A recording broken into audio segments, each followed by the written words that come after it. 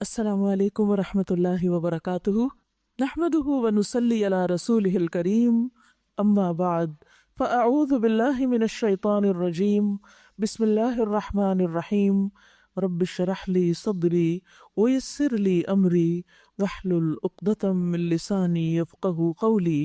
چھٹا پارہ۔ شروع کرتی ہوں اللہ کے نام سے جو بے انتہا مہربان نہایت رحم فرمانے والا ہے۔ لا يحب اللہ الجہر بالسوء من القول الا من ظلم وکان اللہ سمیعا علیما۔ اللہ اس کو پسند نہیں کرتا کہ آدمی بدگوئی پر زبان کھولے، اپنی زبان پر بری بات لائے۔ اللہ کو یہ پسند نہیں، الا یہ کہ کسی پر ظلم کیا گیا ہو، اور اللہ سب کچھ سننے اور جاننے والا ہے۔ انسان کے منہ سے جو بھی بات نکلتی ہے، یا وہ اس کے حق میں حجت بنتی ہے یا وہ اس کے خلاف حجت بن جاتی ہے، یا وہ اس کو فائدہ دیتی ہے یا وہ اس کے نقصان میں اضافہ کرتی ہے۔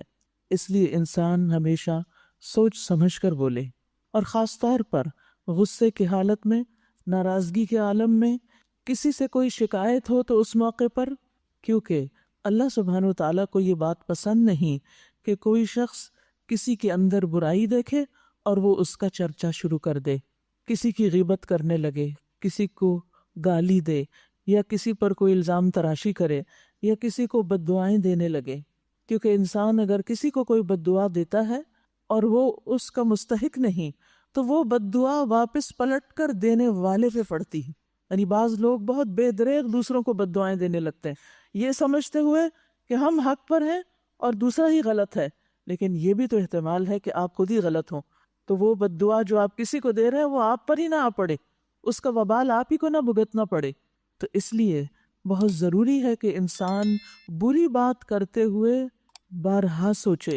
پھر اسی طرح اگر اس پر ظلم کیا گیا ہے تو انصاف والی شریعت ہے ہمارے دین میں انصاف ہے کہ ہاں، اگر کوئی شخص مظلوم ہے، واقعی مظلوم ہے، اور اس کے ساتھ بہت زیادتی کی گئی ہے، تو ایسی صورت میں انسان اپنے اوپر ہونے والے ظلم کی داستان دوسرے کو سنا کر انصاف لے سکتا ہے، اس ظلم کو دور کر سکتا ہے، یا اس ظلم کو دور کرنے کے لیے دوسرے سے مدد لے سکتا ہے۔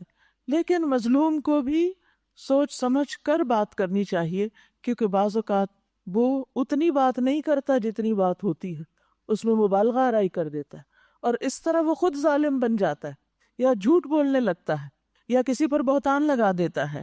تو ایسی صورت میں انسان پھر خود نقصان اٹھاتا ہے اور اللہ سبحانہ تعالیٰ کا ناپسندیدہ بن جاتا ہے۔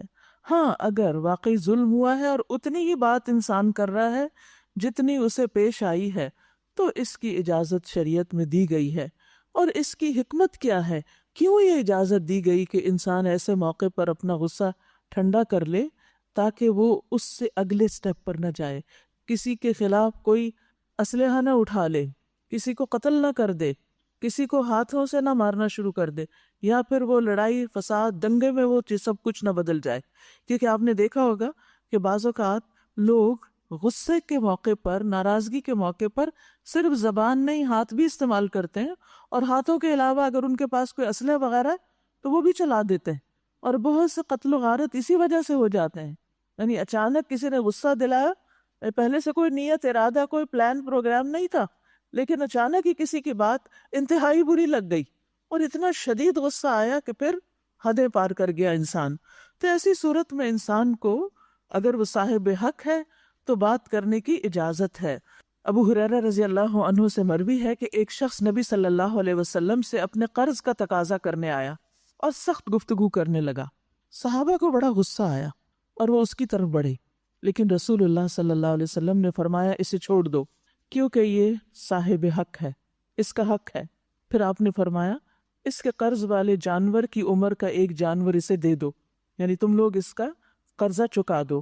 صحابہ نے عرض کیا یا رسول اللہ، اس سے زیادہ عمر کا جانور تو موجود ہے، لیکن اس عمر کا نہیں جتنا اس کا حق بنتا ہے۔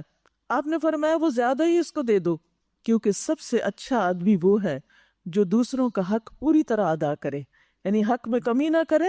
زیادہ دینے کی گنجائش ہے تو زیادہ دے دے، کیونکہ زیادہ دینا احسان کرنا ہے، اور محسنین اللہ کے محبوب ہیں، اللہ تعالیٰ ان سے بہت محبت کرتا ہے۔ وَكَانَ اللَّهُ سَمِيعًا عَلِيمًا، اور اللہ خوب سننے والا ہے، خوب جاننے والا ہے، وہ مظلوم کی بات بھی سن رہا ہے، اور اسی طرح ظالم نے جو کچھ کیا وہ بھی جانتا ہے، دونوں طرف کو جانتا ہے، لہٰذا وہ پورا پورا انصاف کرے گا۔ ان تبدوا خیرا او تخفوه او تعفوا عن سوء فإن اللہ کان عفوا قدیرا۔ مظلوم ہونے کی صورت میں اگرچہ انسان کو بدگوئی کا حق حاصل ہے، لیکن اگر تم ظاہر و باطن میں بھلائی ہی کیے جاؤ، یعنی اپنے حق کو چھوڑ دو پھر بھی بھلی بات زبان سے نکالو، مثلا اگر آپ کو کسی نے کچھ کہہ دیا تو آپ اس کو جواب میں کہتے ہیں اللہ تمہیں ہدایت دے، اللہ تمہیں سمجھ دے، اللہ ہم سب کو معاف کر دے، یعنی کوئی اچھا جملہ بول دیتے ہیں، یا کم از کم برائی سے درگزر کرو، یعنی خاموشی اختیار کر لو۔ تو اللہ کی صفت بھی یہی ہے کہ وہ بڑا معاف کرنے والا ہے، حالانکہ سزا دینے پر پوری قدرت رکھتا ہے لیکن وہ معاف کر دیتا ہے۔ تو زیادہ پسندیدہ اور اعلیٰ درجہ کیا ہے کہ اپنا حق واپس لے لے انسان، اور بری بات کے جواب میں یا تو اچھی بات کرے یا پھر خاموشی اختیار کر لے۔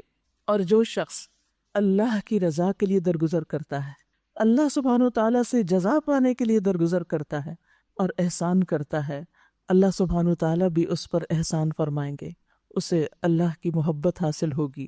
حضرت علی رضی اللہ عنہ سے مروی ہے کہ ہم نے رسول اللہ صلی اللہ علیہ وسلم کی تلوار کے دستے میں یہ لکھا ہوا پایا، یعنی آپ کی تلوار کا جو ہینڈل تھا اس پر لکھا ہوا تھا، جو تم پر ظلم کرے اس سے درگزر کرو، رشتہ توڑنے والے سے رشتہ جوڑو، جو تمہارے ساتھ برا کرے اس کے ساتھ احسان کرو، اور حق بات کرو اگرچہ اپنے ہی خلاف کیوں نہ ہو۔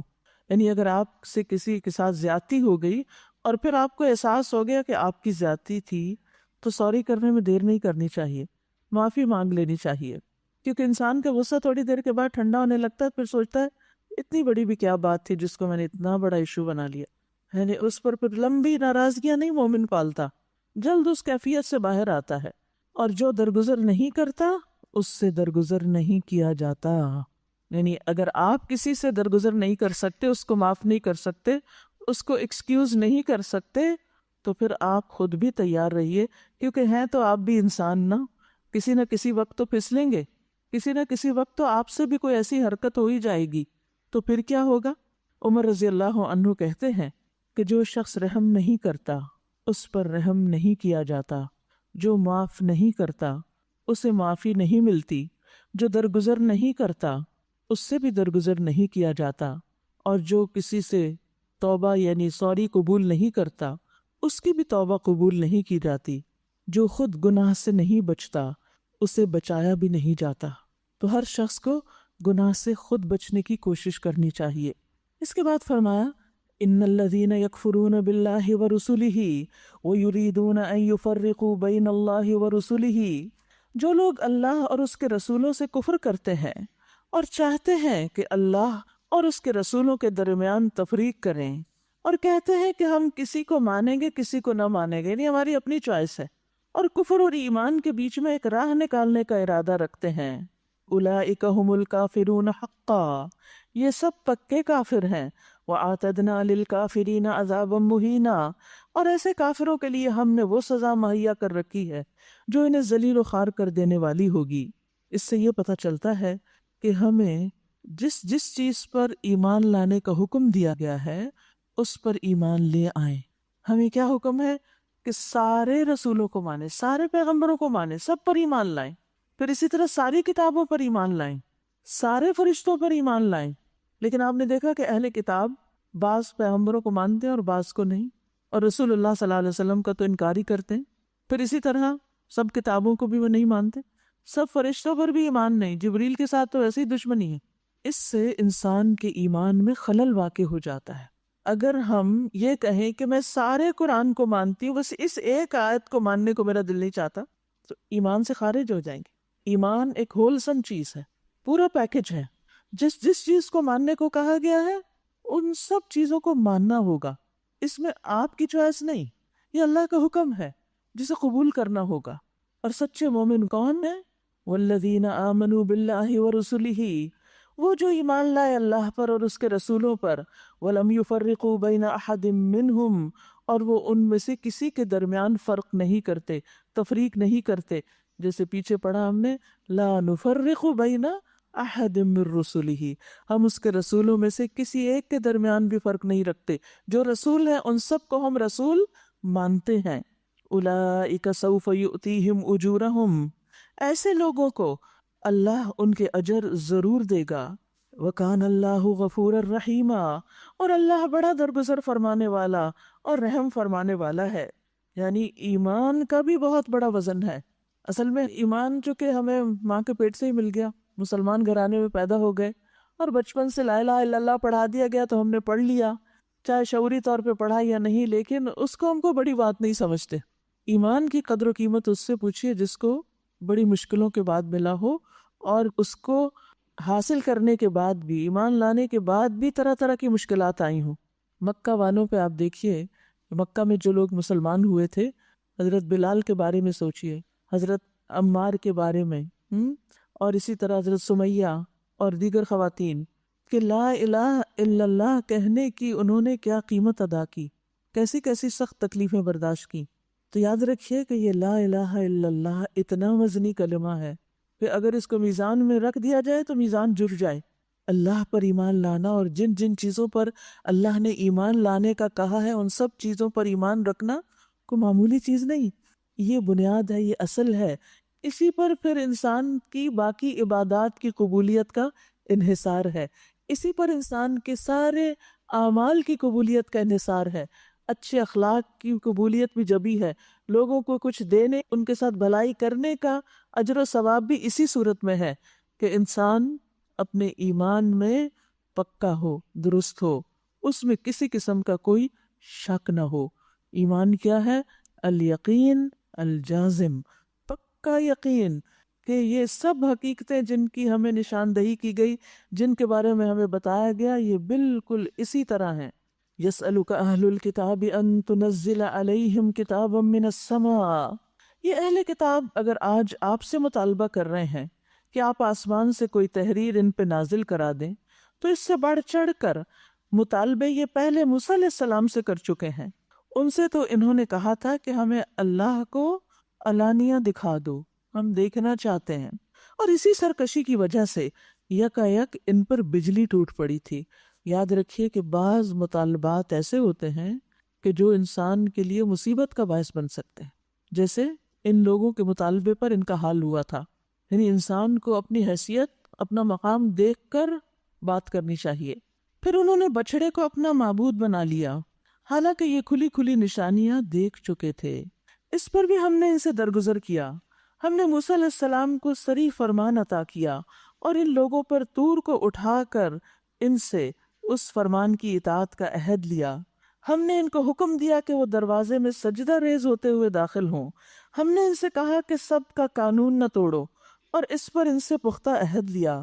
آخر کار ان کی عہد شکنی کی وجہ سے، اور اس وجہ سے کہ انہوں نے اللہ کی آیات کو جھٹلایا اور کئی پیغمبروں کو ناحق قتل کیا، اور یہاں تک کہا کہ ہمارے دل غلافوں میں محفوظ ہیں، حالانکہ در حقیقت ان کی باطل پرستی کے سبب سے اللہ نے ان کے دلوں پہ ٹھپا لگا دیا، اور اسی وجہ سے یہ بہت کم ایمان لاتے ہیں. پھر اپنے کفر میں اتنے بڑھے کہ مریم علیہ السلام پر سخت بہتان لگایا. کیا بہتان تھا؟ کہ نعوذ باللہ ان کے تعلقات یوسف نجار کے ساتھ تھے، یعنی بدکاری کا الزام لگایا، اور یہ کہ عیسیٰ علیہ السلام یوسف نجار کے بیٹے ہیں، یعنی جھوٹی تہمت لگا کر ان کو بدنام کرنے کی کوشش کی. اور خود کہا کہ ہم نے مسیح عیسیٰ ابن مریم رسول اللہ کو قتل کر دیا ہے. یعنی اتنی دلیری، اور ہیں اہل کتاب، کتاب والے، اور اللہ کے رسول کو قتل کر کے فخریہ اس کا اعلان کر رہے ہیں، حالانکہ فی الواقع انہوں نے نہ اس کو قتل کیا، وما قتلوہ، یعنی عیسیٰ علیہ السلام کو انہوں نے قتل نہیں کیا، وما صلبوہ، نہ صلیب پر چڑھایا، ولکن شبہ لہم، بلکہ معاملہ ان کے لیے مشتبہ کر دیا گیا. اس کے بارے میں کہا جاتا ہے کہ عیسیٰ علیہ السلام اپنے حواریوں کے ساتھ بیٹھے ہوئے تھے. جب ان کو پکڑنے کے لیے اور قتل کرنے کے لیے لوگ پہنچے تو انہوں نے اپنے حواریوں میں سے کہا کہ کون ہے جو تم میں سے میری جگہ اپنے آپ کو پیش کرے؟ تو اس پر ایک حواری نے کہا کہ میں. تو اللہ تعالیٰ نے اس کی شکل عیسیٰ علیہ السلام جیسی کر دی، اور انہوں نے ان کو قتل کر کے یہ سمجھا کہ انہوں نے عیسیٰ علیہ السلام کو قتل کر دیا ہے۔ وَلَكِنْ شُبِّهَ لَهُمْ، اور جن لوگوں نے اس کے بارے میں اختلاف کیا ہے وہ بھی دراصل شک میں مبتلا ہیں، یعنی مختلف طرح کے بیانات ہیں۔ کوئی کہہ رہے تھے کہ وہ مسیح نہیں تھے جو صلیب پہ چڑھائے گئے، کوئی کہہ رہے تھے کہ صلیب پر تو چڑھائے گئے لیکن وہاں نہیں فوت ہوئے، وہ جب نیچے اتارے گئے جب بھی ان کے اندر جان تھی۔ کسی نے کہا کہ انہوں نے صلیب پر وفات پائی، پھر وہ جی اٹھے اور کم از کم 10 مرتبہ اپنے مختلف حواریوں سے ملے اور ان سے باتیں کی، یعنی ان کے اپنے بیانات بھی بہت متفرق ہیں۔ تو فرمایا اس معاملے میں ان کے پاس کوئی علم نہیں، محض گمان کی پیروی کر رہے ہیں۔ وَمَا قَتَلُوهُ يَقِينًا، انہوں نے مسیح کو یقیناً قتل نہیں کیا، پکی بات ہے وہ قتل نہ کر سکے۔ بل رفعہ اللہ الیہ، بلکہ اللہ نے ان کو اپنی طرف اٹھا لیا، بلند کر لیا۔ رفع کا لفظی معنی کیا ہوتا ہے؟ بلند کرنا۔ اللہ نے ان کو بلندی عطا کر دی، جسمانی اور روحانی طور پر عیسیٰ علیہ السلام کو اوپر لے جایا گیا۔ وَكَانَ اللَّهُ عَزِيزًا حَكِيمًا، اور اللہ زبردست ہے، حکمت والا ہے۔ یہ جو جملہ ہے نا بل رفعہ اللہ الیہ، کہ اللہ نے ان کو اوپر لے لیا، بلند کر دیا، تو یاد رکھیے اللہ اپنے دوستوں کو عزت بخشتا ہے۔ اسی لیے بعد میں یہ صفت بیان ہوئی کہ اللہ عزیز ہے، وہ عزیز ہے، اور اس کے عزیز ہونے کی وجہ سے اس پر یہ حق بنتا ہے کہ وہ اپنے دوستوں کو بھی عزت عطا کرے اور ان کی سرپرستی فرمائے، ان کی حفاظت کرے۔ اور یاد رکھیے جس کا سرپرست اللہ ہو جائے، جس کی مدد اللہ کرے، جس کا ساتھ اللہ دے، پھر اس کو کوئی بھی نقصان نہیں دے سکتا۔ حضرت ابن عباس کو بھی نبی صلی اللہ علیہ وسلم نے یہ فرمایا تھا نا کہ یاد رکھو ساری دنیا بھی مل کر تمہیں کوئی نقصان دینا چاہے کوئی نقصان نہیں دے سکتا، اس لیے کسی کی باتوں سے دل چھوٹا نہ کیا کرے۔ بعض اوقات ایسا ہوتا ہے نا کہ کوئی شخص بلا وجہ آپ پہ تنقید شروع کر دیتا ہے، کبھی آپ پہ جھوٹے الزام لگانا شروع کر دیتا ہے، آپ کو طرح طرح سے بدنام کرنے کی کوشش کرتا ہے۔ ایسے میں بھی ٹھنڈے رہیے، اطمینان سے رہیے، اور اپنا معاملہ اللہ سے درست کیجیے، رجوع اللہ کی طرف کیجیے کہ مجھے اللہ کا ساتھ مل جائے۔ اور جب اللہ کو آپ یاد کریں گے تو کیا ہوگا؟ فَاذْكُرُونِي اذکرکم واشکروا لی ولا تکفروا، اللہ کا شکر ادا کریں گے تو اللہ نعمتوں میں اضافہ کرے گا۔ اب اللہ کی طرف سے مدد آئے گی، اور جس کے پاس اللہ کی مدد ہو پھر وہ ناکام نہیں ہو سکتا۔ ہمارا حال کیا ہوتا ہے؟ ہمیں کسی انسان کی طرف سے کوئی دشمنی ہو، کوئی ہمارے خلاف کچھ لکھ دے، کچھ بول دے، کسی طرح ہمیں ستائے، تو ہم جواباً اسی طرح یا اس سے بھی زیادہ بد اخلاقی کا مظاہرہ کرتے ہیں، اور ہم سمجھتے ہیں ہم خود ہی اس کو کافی ہو جائیں گے، لیکن ہم خود نہیں کافی ہو سکتے۔ ہمیں دیکھنا یہ چاہیے کہ یہ سچویشن پیش کیوں آئی، اس کی حقیقت کیا ہے، اس میں سچائی کیا ہے۔ جو بھی شخص میرے بارے میں کچھ کہہ رہا ہے، اگر وہ صحیح کہہ رہا ہے تو مجھے اپنی اصلاح کرنی چاہیے، توبہ کرنی چاہیے، اور اگر وہ غلط بیانی کر رہا ہے تو مجھے معاملہ اللہ پہ چھوڑ دینا چاہیے، اللہ کو پکارنا چاہیے، اللہ سے مدد لینی چاہیے، جیسے حضرت عائشہ نے کیا تھا۔ پھر کیا ہوا؟ قرآن مجید میں ان کے حق میں وہ آیات اتری جو قیامت تک پڑھی جائیں گی، اللہ نے ان کا دفاع کیا۔ حضرت عائشہ کہتی ہے کہ رسول اللہ صلی اللہ علیہ وسلم نے فرمایا 3 چیزیں ایسی ہیں جن پر میں قسم کھا سکتا ہوں۔ نمبر 1 یہ کہ اللہ عز و جل اس شخص کو جس کا اسلام میں کوئی حصہ ہو اس کی طرح نہیں کرے گا جس کا کوئی حصہ نہ ہو۔ اور اسلام کا حصہ 3 چیزیں ہیں، نماز، روزہ، زکوٰۃ، یعنی جو شخص ان فرائض کی پابندی کرتا ہے قیامت کے دن اس کا مقام کچھ اور ہوگا بنسبت اس کے کہ جو ان کی پابندی نہیں کرتا۔ 2 الگ الگ قسم کے لوگ ہیں یہ۔ دوسری بات یہ کہ اللہ عز و جل دنیا میں جس بندے کا سرپرست بن جائے قیامت کے دن اسے وہ کسی اور کے حوالے نہیں کرے گا۔ اللہ کی یہ دوستی دنیا میں بھی اور آخرت میں بھی قائم رہے گی۔ نمبر 3 یہ کہ جو شخص کسی قوم سے محبت رکھتا ہے اللہ تعالیٰ اسے انہی میں گن لیتا ہے، انہی کے ساتھ شامل کر دیتا ہے۔ اور آپ نے فرمایا ایک چوتھی بات بھی ہے جس پر اگر میں قسم اٹھا لوں تو مجھے امید ہے کہ میری قسم نہیں ٹوٹے گی، وہ یہ کہ اللہ عز و جل جس بندے کی دنیا میں پردہ پوشی کر دیتا ہے، یعنی اس کا عیب چھپا دیتا ہے، قیامت کے دن بھی اللہ اس کا عیب چھپا دے گا۔ اور اللہ کس کا عیب چھپاتا ہے پتہ ہے آپ کو؟ من ستر مسلما سترہ اللہ یوم القیامہ، جو کسی مسلمان کی پردہ پوشی کرے گا اللہ قیامت کے دن اس کے عیب ڈھانک دے گا۔ ہم سب سوچیں کیا واقعی ہم کسی کی غلطی، عیب، کوئی اس کے اندر کمی، کوتاہی، برائی دیکھ کر چپ رہتے ہیں، یا 4 لوگوں کو بتا کے ہی دم لیتے ہیں؟ کون فرشتہ ہے ہم میں سے، کون یہ دعویٰ کرتا ہے کہ میرے اندر کوئی غلطی نہیں؟ جب ہمارے اندر غلطیاں ہیں تو اسی طرح انسان ہونے کے ناطے دوسروں کے اندر بھی کچھ نہ کچھ غلطی ہوتی ہے، اور اگر اللہ تعالیٰ ہمیں ان کا کوئی عیب دکھا دیتا ہے تو پھر ہمیں اگر ان کی خیر خواہی مطلوب ہے تو ان کو ہی بتائیں کہ وہ اپنی اصلاح کر لیں. لیکن اس کا کیا مقصد ہے کہ آپ دائیں بائیں آگے پیچھے ہر ایک کو بتاتے پھریں اور اس کو پتہ ہی نہ ہو جس کی غلطی؟ کیا اس سے اصلاح ہو جائے گی؟ نہیں. بعض اوقات ہم اشاروں کے نایوں سے دوسروں کی عیبوں کی طرف توجہ دلاتے ہیں لوگوں کو، کبھی کبھی ہنستے ہیں، کبھی ان پہ بڑے معنی خیز انداز میں مسکراتے ہیں، کبھی منہ سے بول کر کسی کا عیب بیان کرتے ہیں، اور کبھی اشاروں سے، کبھی آنکھ کے اشارے سے، اور کبھی مسکرا کے، اور کبھی بھویں چڑھا کے، اور کبھی بڑے معنی خیز انداز میں سر ہلا کے. ان سب بھونڈی حرکتوں سے، ان سب بد اخلاقی والی حرکتوں سے باز آنا چاہیے.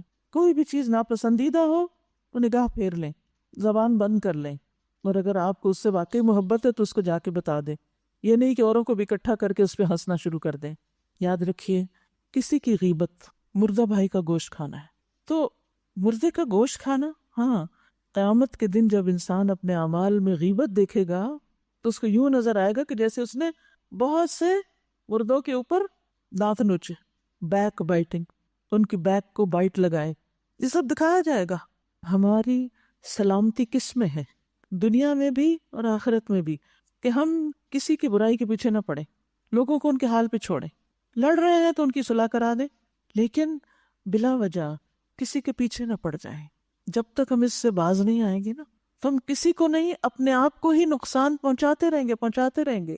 تو جو چاہتا ہے وہ سلامت رہے، وہ اپنے ہاتھ اور زبان سے دوسروں کو سلامت رکھے. اور اہل کتاب میں سے کوئی ایسا نہ ہوگا جو اس کی موت، یعنی عیسیٰ علیہ السلام کی، ان کی موت سے پہلے ان پر ایمان نہ لے آئے، اور قیامت کے روز وہ ان پر گواہی دیں گے. میں کل جب یہ آیات پڑھ رہی تھی تیاری کے لیے، تو میں جسٹ امیجن کر رہی تھی کہ کس طرح اللہ سبحانہ وتعالیٰ عیسیٰ علیہ السلام کو اٹھا کر اوپر لے گئے، اور پھر اب وہ آسمان پر ہیں. وہ سارا دن کیا کرتے ہوں گے، ان کے ایکسپیرینس کیا ہوگا. نبی صلی اللہ علیہ وسلم بھی براق پر گئے تھے نا آسمانوں پر، عیسیٰ علیہ السلام بھی گئے. وہ شاید ذکر کرتے رہتے ہیں، اللہ کی عبادت میں وہاں مشغول ہیں، کیونکہ پھر وہ دنیا میں آئیں گے، دمشق میں ایک مینارے پر اتریں گے، دجال کو قتل کریں گے، یاجوج ماجوج انہی کی دعا سے ہلاک ہوں گے، دنیا میں امن ہوگا، اسلام کا بول بالا ہوگا، ہر طرح کی خرابیاں ختم ہو جائیں گی، ہر طرف امن و امان ہوگا. تو عیسیٰ علیہ السلام اللہ کی نشانیوں میں سے ان کی پیدائش اور ان کا دنیا سے اٹھایا جانا، اور پھر ان کی وفات، دنیا میں واپس آ کر وہ عام انسان کی طرح پھر فوت ہوں گے، پھر دنیا میں دفن ہوں گے. یہ سب کچھ ایک نشانی ہے اللہ کی، اور یہ نشانی ہمیں بتاتی ہے کہ اللہ سبحانہ و تعالی ہر چیز پر قادر ہے، ہر چیز پر قادر ہے، سب کچھ کر سکتا ہے، اور وہ جو چاہے کرے، جس کو جتنا چاہے اعزاز بخشے. غرض ان یہودی بن جانے والوں کے اسی ظالمانہ رویے کی بنا پر، اور اس بنا پر کہ یہ بکثرت اللہ کے راستے سے روکتے ہیں اور سود لیتے ہیں جس سے انہیں منع کیا گیا تھا، اور لوگوں کے مال ناجائز طریقوں سے کھاتے ہیں، ہم نے بہت سی وہ پاکیزہ چیزیں ان پہ حرام کر دی جو پہلے ان کے لیے حلال تھیں، اور جو لوگ ان میں سے کافر ہیں ان کے لیے ہم نے دردناک عذاب تیار کر رکھا ہے.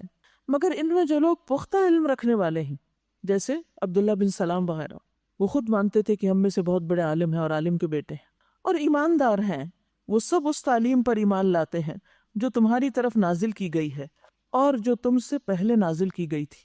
اس طرح کے ایمان لانے والے اور نماز اور زکوٰۃ کی پابندی کرنے والے اور اللہ اور روز آخرت پر سچا عقیدہ رکھنے والے لوگوں کو ہم ضرور اجر عظیم عطا کریں گے. اے محمد صلی اللہ علیہ وسلم، ہم نے آپ کی طرف اسی طرح وحی بھیجی جس طرح نوح علیہ السلام اور اس کے بعد کے پیغمبروں کی طرف بھیجی تھی. ہم نے ابراہیم، اسماعیل، اسحاق، یعقوب اور اولاد یعقوب، عیسیٰ، ایوب، یونس، ہارون اور سلیمان علیہم السلام کی طرف وحی بھیجی. ہم نے داؤد علیہ السلام کو زبور دی. ہم نے ان رسولوں پر بھی وحی نازل کی جن کا ذکر ہم اس سے پہلے آپ سے کر چکے ہیں، اور ان رسولوں پر بھی جن کا ذکر آپ سے نہیں کیا گیا، قرآن مجید میں 24 یا 25 پیغمبروں کا ذکر ہے. 24 اس لیے کہ بعض لوگ ذوالکفل کو پیغمبر نہیں مانتے اور بعض جو مانتے ہیں وہ ان کو ملا کے 25 ہو جاتے ہیں. اسی طرح بعض روایات میں آتا ہے کہ 1,24,000 پیغمبر بھیجے، لیکن یہ روایات ضعیف ہیں. بہرحال اللہ سبحانہ وتعالیٰ فرماتے ہیں کہ کچھ پیغمبر ایسے ہیں جن کا ذکر ہم نے آپ کے سامنے کر دیا، اور کچھ ایسے ہیں جن کا ذکر بھی نہیں کیا لیکن وہ دنیا میں آئے، ان کی طرف بھی ہم نے وہی بھیجی تھی. یعنی کوئی پہلی مرتبہ آپ ہی کی طرف نہیں بھیجی جا رہی، یہ سلسلہ تو اول روز سے چلا آ رہا ہے. ہم نے موسیٰ علیہ السلام سے اس طرح گفتگو کی جس طرح گفتگو کی جاتی ہے. وَكَلَّمَ اللَّهُ مُوسَىٰ تَكْلِيمًا، جیسے کوئی کلام کرتا ہے ایسے ہی کلام کیا گیا. یہ سارے رسول خوشخبری دینے والے اور ڈرانے والے بنا کر بھیجے گئے تھے تاکہ ان کو مبعوث کر دینے کے بعد لوگوں کے پاس اللہ کے مقابلے میں کوئی حجت نہ رہے، کوئی بہانہ نہ رہے کہ ہمیں تو ہدایت دینے والا کوئی آیا نہ تھا. اور اللہ بہرحال غالب رہنے والا اور حکیم اور دانا ہے. لوگ نہیں مانتے تو نہ مانے، مگر اللہ گواہی دیتا ہے کہ جو کچھ اس نے تم پر نازل کیا ہے اپنے علم سے نازل کیا ہے. یعنی قرآن مجید جو ہے یہ دراصل اللہ کے علم سے نازل ہوا ہے، اور اس پر ملائکہ بھی گواہ ہیں، فرشتہ بھی گواہ ہیں. اگرچہ اللہ کا گواہ ہونا بالکل کافی ہے.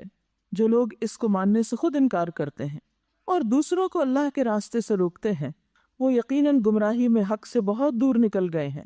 اس طرح جن لوگوں نے کفر اور بغاوت کا طریقہ اختیار کیا ہے اور ظلم و ستم پر اتر آئے ہیں، اللہ ان کو ہرگز معاف نہ کرے گا اور انہیں کوئی راستہ سوائے جہنم کے راستے کے نہ دکھائے گا جس میں وہ ہمیشہ رہیں گے.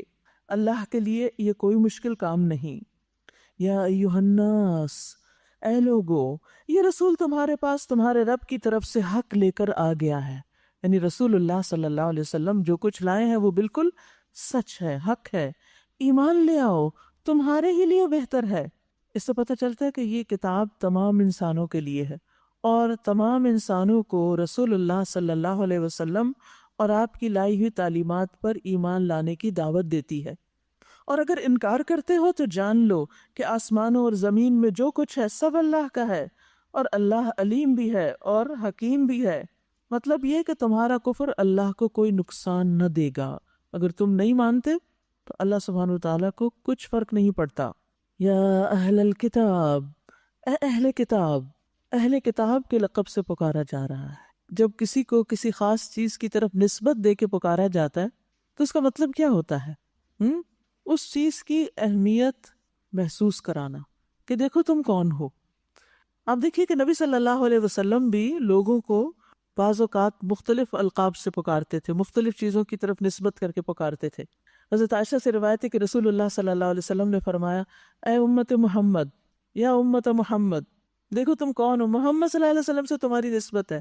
یہ کہہ کے فرمایا اللہ سے بڑھ کر کوئی غیرت مند نہیں کہ وہ اپنے بندے یا بندی کو بدکاری میں مبتلا دیکھے. اللہ کو بالکل یہ پسند نہیں کہ کوئی مرد یا عورت زنا کرے. اے امت محمد، اگر تم وہ جان لو جو میں جانتا ہوں تو یقیناً تم بہت تھوڑا ہنسو اور زیادہ روتے ہی رہو. حضرت علی کہتے ہیں رسول اللہ صلی اللہ علیہ وسلم نے فرمایا، یا اہل القرآن، یا اہل القرآن، اے قرآن والو، وطر پڑھا کرو، اس لیے کہ اللہ وطر ہے اور وطر کو پسند کرتا ہے. پھر اسی طرح معاویہ بن نبی سفیان جو تھے وہ حج کے سال عاشورہ کے دن منبر پر تھے.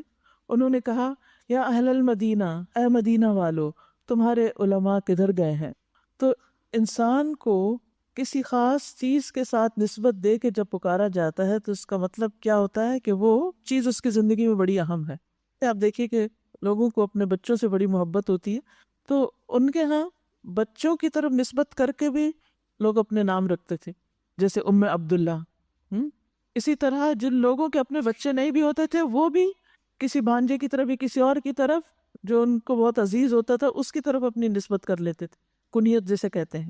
تو جب یہود و نصارہ کو اہل کتاب کہہ کے پکارا جاتا ہے تو اس کا مطلب یہ ہوتا ہے کہ تم تو کتاب پڑھنے پڑھانے والے لوگ ہو، تم اپنے اعمال کو دیکھو، کر کیا رہے ہو. اس میں ہمارے لیے کیا سبق ہے کہ ہم امت محمد ہیں، ہم اہل القرآن ہیں، قرآن پڑھتے اور پڑھاتے ہیں. اے قرآن والو، دیکھو کہیں تم قرآن ہی کے خلاف تو نہیں عمل کر رہے، قرآن کے خلاف تو نہیں کام کر رہے. تمہارا فرض کیا بنتا تھا، تمہارے لیے حق کیا تھا کہ تم اس کتاب کی لاج رکھتے. تو یہاں فرمایا گیا کہ اے اہل کتاب لا تغلو فی دینکم، اپنے دین میں غلو نہ کرو۔ غلو کیا ہوتا ہے؟ غلو کا مطلب ہوتا ہے کسی چیز کی تائید اور حمایت میں حد سے آگے بڑھ جانا۔ یہود کا جرم یہ تھا کہ وہ مسیح علیہ السلام کے انکار اور مخالفت میں حد سے بڑھ گئے، اور عیسائیوں نے کیا کیا کہ وہ مسیح علیہ السلام کی عقیدت اور محبت میں حد سے گزر گئے۔ کل ہم نے پڑھا تھا نا کہ شیطان کسی چیز سے روکتا ہے یا پھر کسی چیز میں اعتدال نہیں رہنے دیتا اور حد سے بڑھاتا ہے، تو یہ غلو بھی انسان کے لیے بڑا نقصان دہ ہے۔ اعتدال کا راستہ بہترین راستہ ہے۔ اور فرمایا کہ دین میں بھی غلو نہ کرو۔ کہتے ہیں نا excess of everything is bad, کہ ہر چیز کی بہتات جو ہوتی ہے وہ اچھی نہیں ہوتی۔ دین کے معاملے میں بھی، عبادت کے معاملے میں بھی، کسی بھی خیر اور بھلائی کے معاملے میں، صدقہ خیرات کے معاملے میں، ہر چیز میں انسان کو اعتدال سے کام لینا چاہیے۔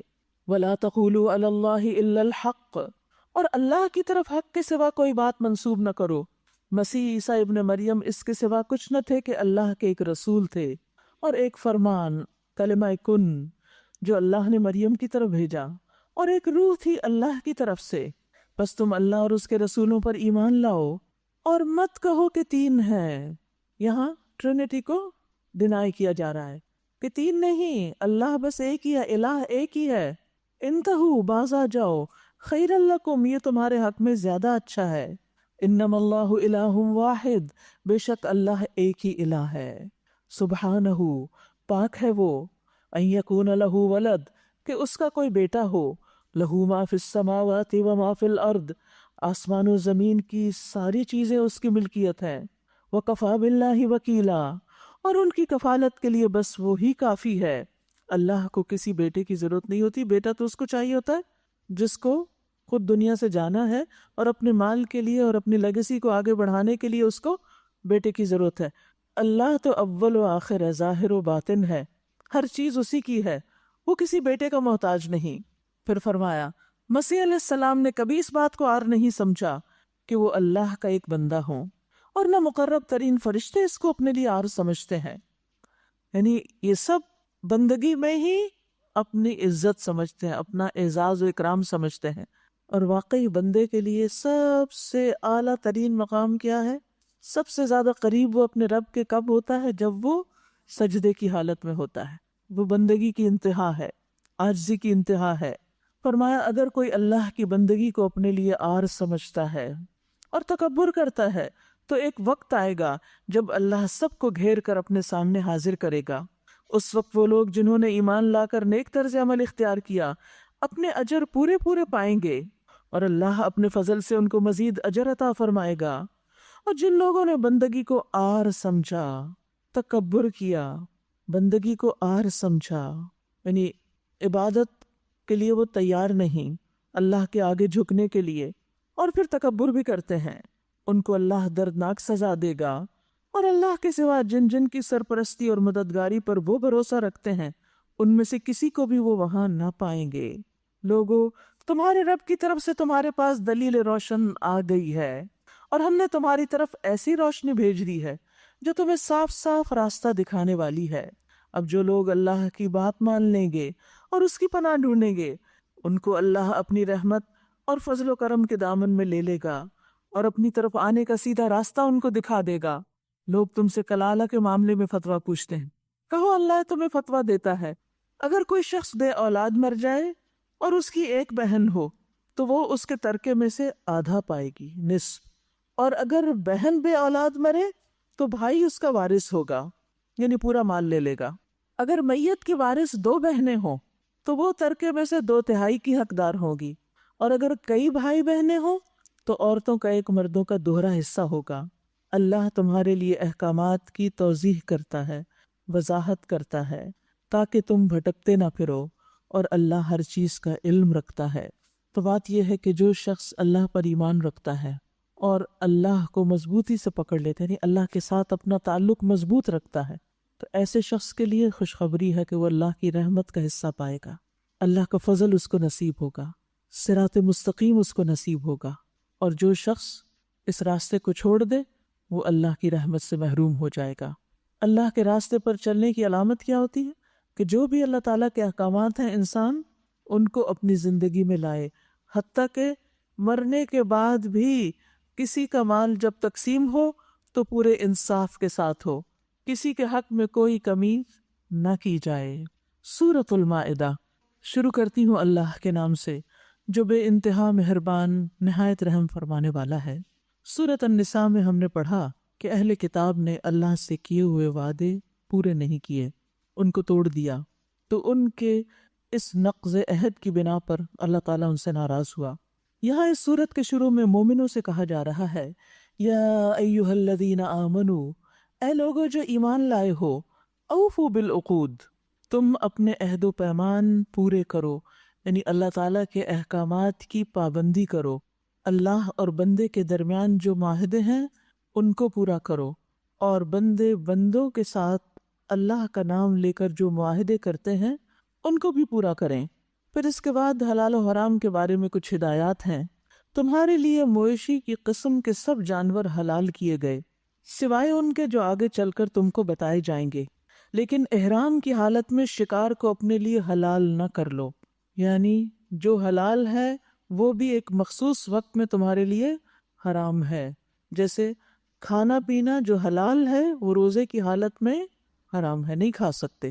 تو اللہ سبحانہ وتعالیٰ نے اس طرح کی پابندیاں دراصل ہمارا امتحان لینے کے لیے ہم پر لگائی ہیں، اور اطاعت نام بھی اس کا ہے، عبادت کہتے ہی اس کو ہے۔ عبادت کا معنی کیا ہے؟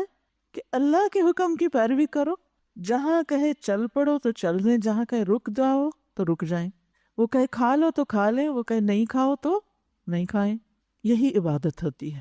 اور یہ نہیں کہ ہم ایک جگہ کی مثال دوسری جگہ لگائیں کہ وہ احرام کی حالت میں شکار منع ہے لہٰذا یہاں عام دنوں میں بھی جانور ذبح نہ کرو، جیسے بہت سے لوگ کہتے ہیں نا وہ احرام کی حالت میں نقاب نہیں کرنا ہوتا نا تو عام دنوں میں کیا ضرورت ہے، وہاں بھی تو نہیں کرتے۔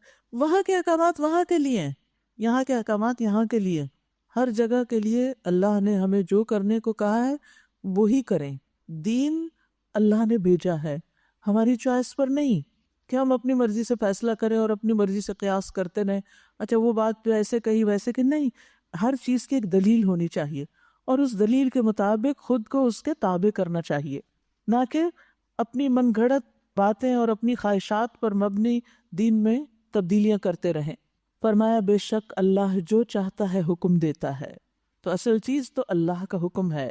اے لوگو جو ایمان لائے ہو، شعائر اللہ کو بے حرمت نہ کرو، نہ حرام مہینوں میں سے کسی کو حلال کر لو، نہ قربانی کے جانوروں پر دست درازی کرو، یعنی جو حرم کی طرف جا رہے ہوں، نہ ان جانوروں پر ہاتھ ڈالو جن کی گردنوں میں نظر کی علامت کے طور پر پٹے پڑے ہوئے ہوں، نہ ان لوگوں کو چھیڑو جو اپنے رب کے فضل اور اس کی خوشنودی کی تلاش میں مکان محترم یعنی کعبہ کی طرف جا رہے ہوں۔ ہاں جب احرام کی حالت ختم ہو جائے تو تم شکار کر سکتے ہو، پابندی ختم، اب آزاد ہو۔ اور دیکھو ایک گروہ نے جو تمہارے لیے مسجد حرام کا راستہ بند کر دیا ہے تو اس پر تمہارا غصہ تمہیں اتنا مشتعل نہ کر دے کہ تم بھی ان کے مقابلے میں ناروا زیادتیاں کرنے لگو۔ سبحان اللہ، یہ ہے ہمارا دین، کہیں بھی ایکسٹریمزم نہیں۔ دشمن اگر تم پر زیادتی کرتا ہے تو تمہیں زیادتی نہیں کرنی، انہوں نے تمہیں مکہ سے نکالا، لہٰذا اب یہ نہیں کہ تم جواباً ان کے ساتھ ظلم برتو، نہیں، نیکی اور تقوی میں ایک دوسرے سے تعاون کرو۔ اچھا کام کوئی بھی کر رہا ہو، دوست ہو یا دشمن، اس میں اس کا ساتھ دو۔ وَلَا تَعَاوَنُوا عَلَى الْإِثْمِ وَالْعُدْوَانِ، گناہ اور زیادتی کے کام میں ایک دوسرے کے ساتھ تعاون مت کرو۔ وَاتَّقُوا اللَّهَ، اور اللہ سے ڈرو۔ إِنَّ اللَّهَ شَدِيدُ الْعِقَابِ، بے شک اللہ سخت سزا دینے والا ہے۔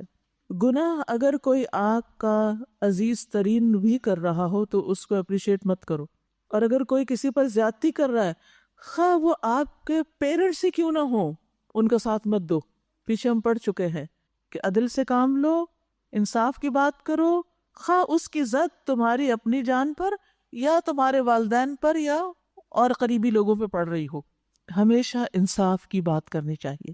وقتی طور پر اگر کوئی ناراض ہو بھی جائے تو جس وقت اس کا غصہ ٹھنڈا ہوگا اس کو سمجھ آ جائے گی کہ اس شخص نے بات تو مجھے صحیح کہی اور حق والی بات کہی، اور اگر وہ نہ سمجھے تو بھی معاملہ اللہ پہ چھوڑ دیں، کیونکہ امر بالمعروف اور نہی عن المنکر تو فرض ہے، وہ تو کرنا ہی ہے۔ ان اللہ شدید العقاب، بے شک اللہ سخت سزا دینے والا ہے۔ تو اب یاد رکھیے کہ یہاں پر بر اور تقوی دو چیزوں کو ساتھ ساتھ رکھا، یعنی کہ نیکی اور تقوی، ان دو کے اوپر تعاون کرو دوسروں کے ساتھ، یعنی نیکی کا کام کوئی بھی کر رہا ہے اس کے ساتھ مل جاؤ۔ ابو مسعود بدری کہتے ہیں کہ ایک شخص نبی صلی اللہ علیہ وسلم کے پاس سواری مانگنے کے لیے آیا اور کہا کہ میرے پاس سواری نہیں، تو آپ نے فرمایا کہ تم فلاں شخص کے پاس جاؤ۔ چنانچہ وہ وہاں گئے اور اس نے اسے سواری دے دی۔ تو رسول اللہ صلی اللہ علیہ وسلم نے فرمایا جس نے بھلائی کا رستہ دکھا دیا تو اسے اتنا ہی اجر ملتا ہے جتنا کہ اس کے کرنے والے کو ملتا ہے۔ یعنی اگر آپ خود نہیں کسی کو کوئی چیز دے سکتے لیکن آپ کو یہ معلوم ہے کہ کوئی اور دے سکتا ہے تو اس کی رہنمائی اس طرف کر دو تاکہ اس کا کام بن جائے۔ مَن یشفع شفاعۃ حسنۃ یکن لہ نصیب منہا، جو کسی کی اچھی سفارش کرے گا تو اس کو اس میں سے حصہ مل جائے گا، صرف سفارش کرنے سے۔ پھر فرمایا حرمت علیکم المیتۃ والدم ولحم الخنزیر وما اہل لغیر اللہ بہ، تم پر حرام کیا گیا مردار، خون، سور کا گوشت، وہ جانور جو اللہ کے سوا کسی اور کے نام پر ذبح کیا گیا ہو، یعنی جسے ذبح کرتے ہوئے اللہ کے علاوہ اس پر کسی اور کا نام پڑھا جا رہا ہو، چاہے وہ اللہ کے رسول ہی کیوں نہ ہو، چاہے وہ کوئی اور بزرگان دین میں سے کیوں نہ ہو۔ اور پھر جو گلا گھٹ کر یا چوٹ کھا کر یا بلندی سے گر کر یا ٹکر کھا کے مرا ہو وہ بھی حرام ہے، یا جسے کسی درندے نے پھاڑا ہو سوائے اس کے جسے تم نے زندہ پا کر ذبح کر لیا ہو، اور وہ جو کسی آستانے پر ذبح کیا گیا ہو، کسی کی قبر پر یا جہاں کوئی بت رکھا گیا ہو۔ نیز یہ بھی تمہارے لیے ناجائز ہے کہ 500 کے ذریعے سے اپنی قسمت معلوم کرو، یہ سب فسق ہے، نافرمانی کے کام ہے۔ اللہ سبحانہ وتعالیٰ نے واضح کر کے بتا دی کہ کیا کیا کرنا تمہارے لیے جائز نہیں۔ یاد رکھیے اللہ سبحانہ وتعالیٰ نے جو چیزیں ہم پر حرام کی ہیں وہ دراصل ہماری حفاظت کے لیے ہیں، ہمیں نقصان سے بچانے کے لیے ہیں۔ کبھی اللہ سبحانہ وتعالیٰ اس کی حکمت بیان کر دیتا ہے اور کبھی بیان نہیں بھی کرتا، لیکن ہمیں یہ یقین ہونا چاہیے کہ ہمارا رب ہمیں کسی چیز سے روک رہا ہے تو اس میں ہمارا فائدہ ہی ہے، کیونکہ وہ اپنے بندوں پر بے حد مہربان ہے۔ جو اتنا مہربان اور رحیم ہے وہ بھلا کیوں ہم پر زیادتی کرے گا اور ہمیں کیوں ایک اچھی چیز سے روک دے گا؟ وہ ایسا نہیں کر سکتا۔ آپ دیکھیے کہ جب ہمیں کسی انسان پر اعتماد ہوتا ہے، اپنے والدین پر ہوتا ہے یا اپنے کسی عزیز دوست پر ہوتا ہے یا استاد پر ہوتا ہے، تو ہم اس کے کہنے سے وہ کام کر لیتے ہیں جو وہ ہمیں کہتا ہے اور اس سے رک جاتے ہیں جس سے وہ روکتا ہے، کیونکہ یہ ٹرسٹ کی بات ہے۔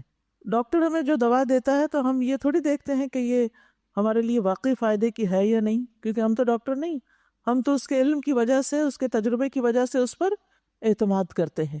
تو اگر ہمارا اعتماد اللہ سبحانہ وتعالیٰ پر اتنا بھی ہو جائے جتنا ہم ایک ڈاکٹر پر کرتے ہیں، ایک ٹیچر پر یا اپنے پیرنٹس پر، تو ہم ان ساری چیزوں کو چھوڑ دیں جن سے اللہ نے منع کیا کہ ان کے پاس نہ پٹکو، ان کے قریب بھی نہ جائیں، ہمیں گناہوں سے کوئی دلچسپی نہ ہو۔ لیکن بات یہ ہے کہ پھر وہی بات، ایمان کمزور ہے، یقین کی کمی ہے، اعتماد کی کمی ہے، یا پھر اپنی خواہشات سے مغلوب ہیں۔ اليوم یئس الذین کفروا من دینکم فلا تخشوہم واخشونی، آج کافروں کو تمہارے دین کی طرف سے پوری مایوسی ہو چکی، یعنی انہیں پتہ چل گیا کہ تم ان کی پیروی کرنے والے نہیں، لہٰذا تم ان سے نہ ڈرو بلکہ مجھ سے ڈرو۔ آج سے مراد وہ وقت ہے جب یہ آیات نازل ہو رہی تھی۔ اليوم اکملت لکم دینکم واتممت علیکم نعمتی ورضیت لکم الاسلام دینا، آج میں نے تمہارے دین کو تمہارے لیے مکمل کر دیا اور اپنی نعمت تم پر تمام کر دی، اور تمہارے لیے اسلام کو تمہارے دین کی حیثیت سے قبول کر لیا۔ لہٰذا اس دین میں اب جو کچھ بھی ہے، حلال حرام کے بارے میں، جائز ناجائز کے بارے میں جو کچھ بتایا گیا ہے، اب اس کی پابندی کرو۔ البتہ جو شخص بھوک سے مجبور ہو کر ان میں سے کوئی چیز کھا لے بغیر اس کے کہ گناہ کی طرف اس کا میلان ہو، تو بے شک اللہ معاف کرنے والا اور رحم کرنے والا ہے۔ آپ نے دیکھا ہوگا ان بچوں کو جو کوڑے کے ڈھیر سے مختلف چیزیں چن چن کے کھا رہے ہوتے ہیں، بھوک سے بے چین ہو کر، جس کھانے کی طرف آپ دیکھنا بھی نہیں چاہتے، نہ وہ طیب ہوتا ہے، اور بعض اوقات شاید اس میں سے کچھ چیزیں حلال بھی نہ ہوں، لیکن ان کے لیے بھوک مٹانے کے لیے اس کی رخصت ہے، لیکن جس کے پاس حلال ہے اس کے لیے نہیں۔ فإن اللہ غفور الرحیم، بے شک اللہ معاف کرنے والا اور رحم فرمانے والا ہے۔ اسے بندے کے حال کا پتہ ہے کہ کون کس مجبوری سے کس چیز کی پابندی نہیں کر پا رہا۔ لوگ پوچھتے ہیں کہ ان کے لیے کیا حلال کیا گیا ہے، کہیے تمہارے لیے ساری پاک چیزیں حلال کر دی گئیں، جسے پیچھے بھی ذکر ہوا تھا نا کل، کہ حرام لمیٹڈ ہے، بس گن کے بتا دیا یہ چیزیں نہیں کھانی، یہ کام نہیں کرنے، اور باقی سب تمہارے لیے حلال ہے، جائز ہے۔ تو حلال کا دائرہ وسیع ہے، حرام محدود ہے، لمیٹڈ ہے۔ اور جن شکاری جانوروں کو تم نے سدھایا ہو، جن کو اللہ کے دیے ہوئے علم کی بنا پر تم شکار کی تعلیم دیتے ہو، جیسے شکاری کتے وغیرہ، وہ جس جانور کو تمہارے لیے پکڑ رکھے اس کو بھی تم کھا سکتے ہو، یعنی جب اللہ کا نام لے کر ان کو چھوڑو، البتہ اس پر اللہ کا نام لے لو۔ اس سے یہ پتہ چلتا ہے کہ کوئی بھی گوشت حلال اس وقت ہوتا ہے جب اس کا شکار اللہ کے نام سے کیا جائے یا ذبح اس کو اللہ کے نام سے کیا جائے، یعنی ذبح کرتے وقت اللہ کا نام لینا ضروری ہے۔ اور اللہ کا قانون توڑنے سے ڈرو، اللہ کو حساب لیتے کچھ دیر نہیں لگتی۔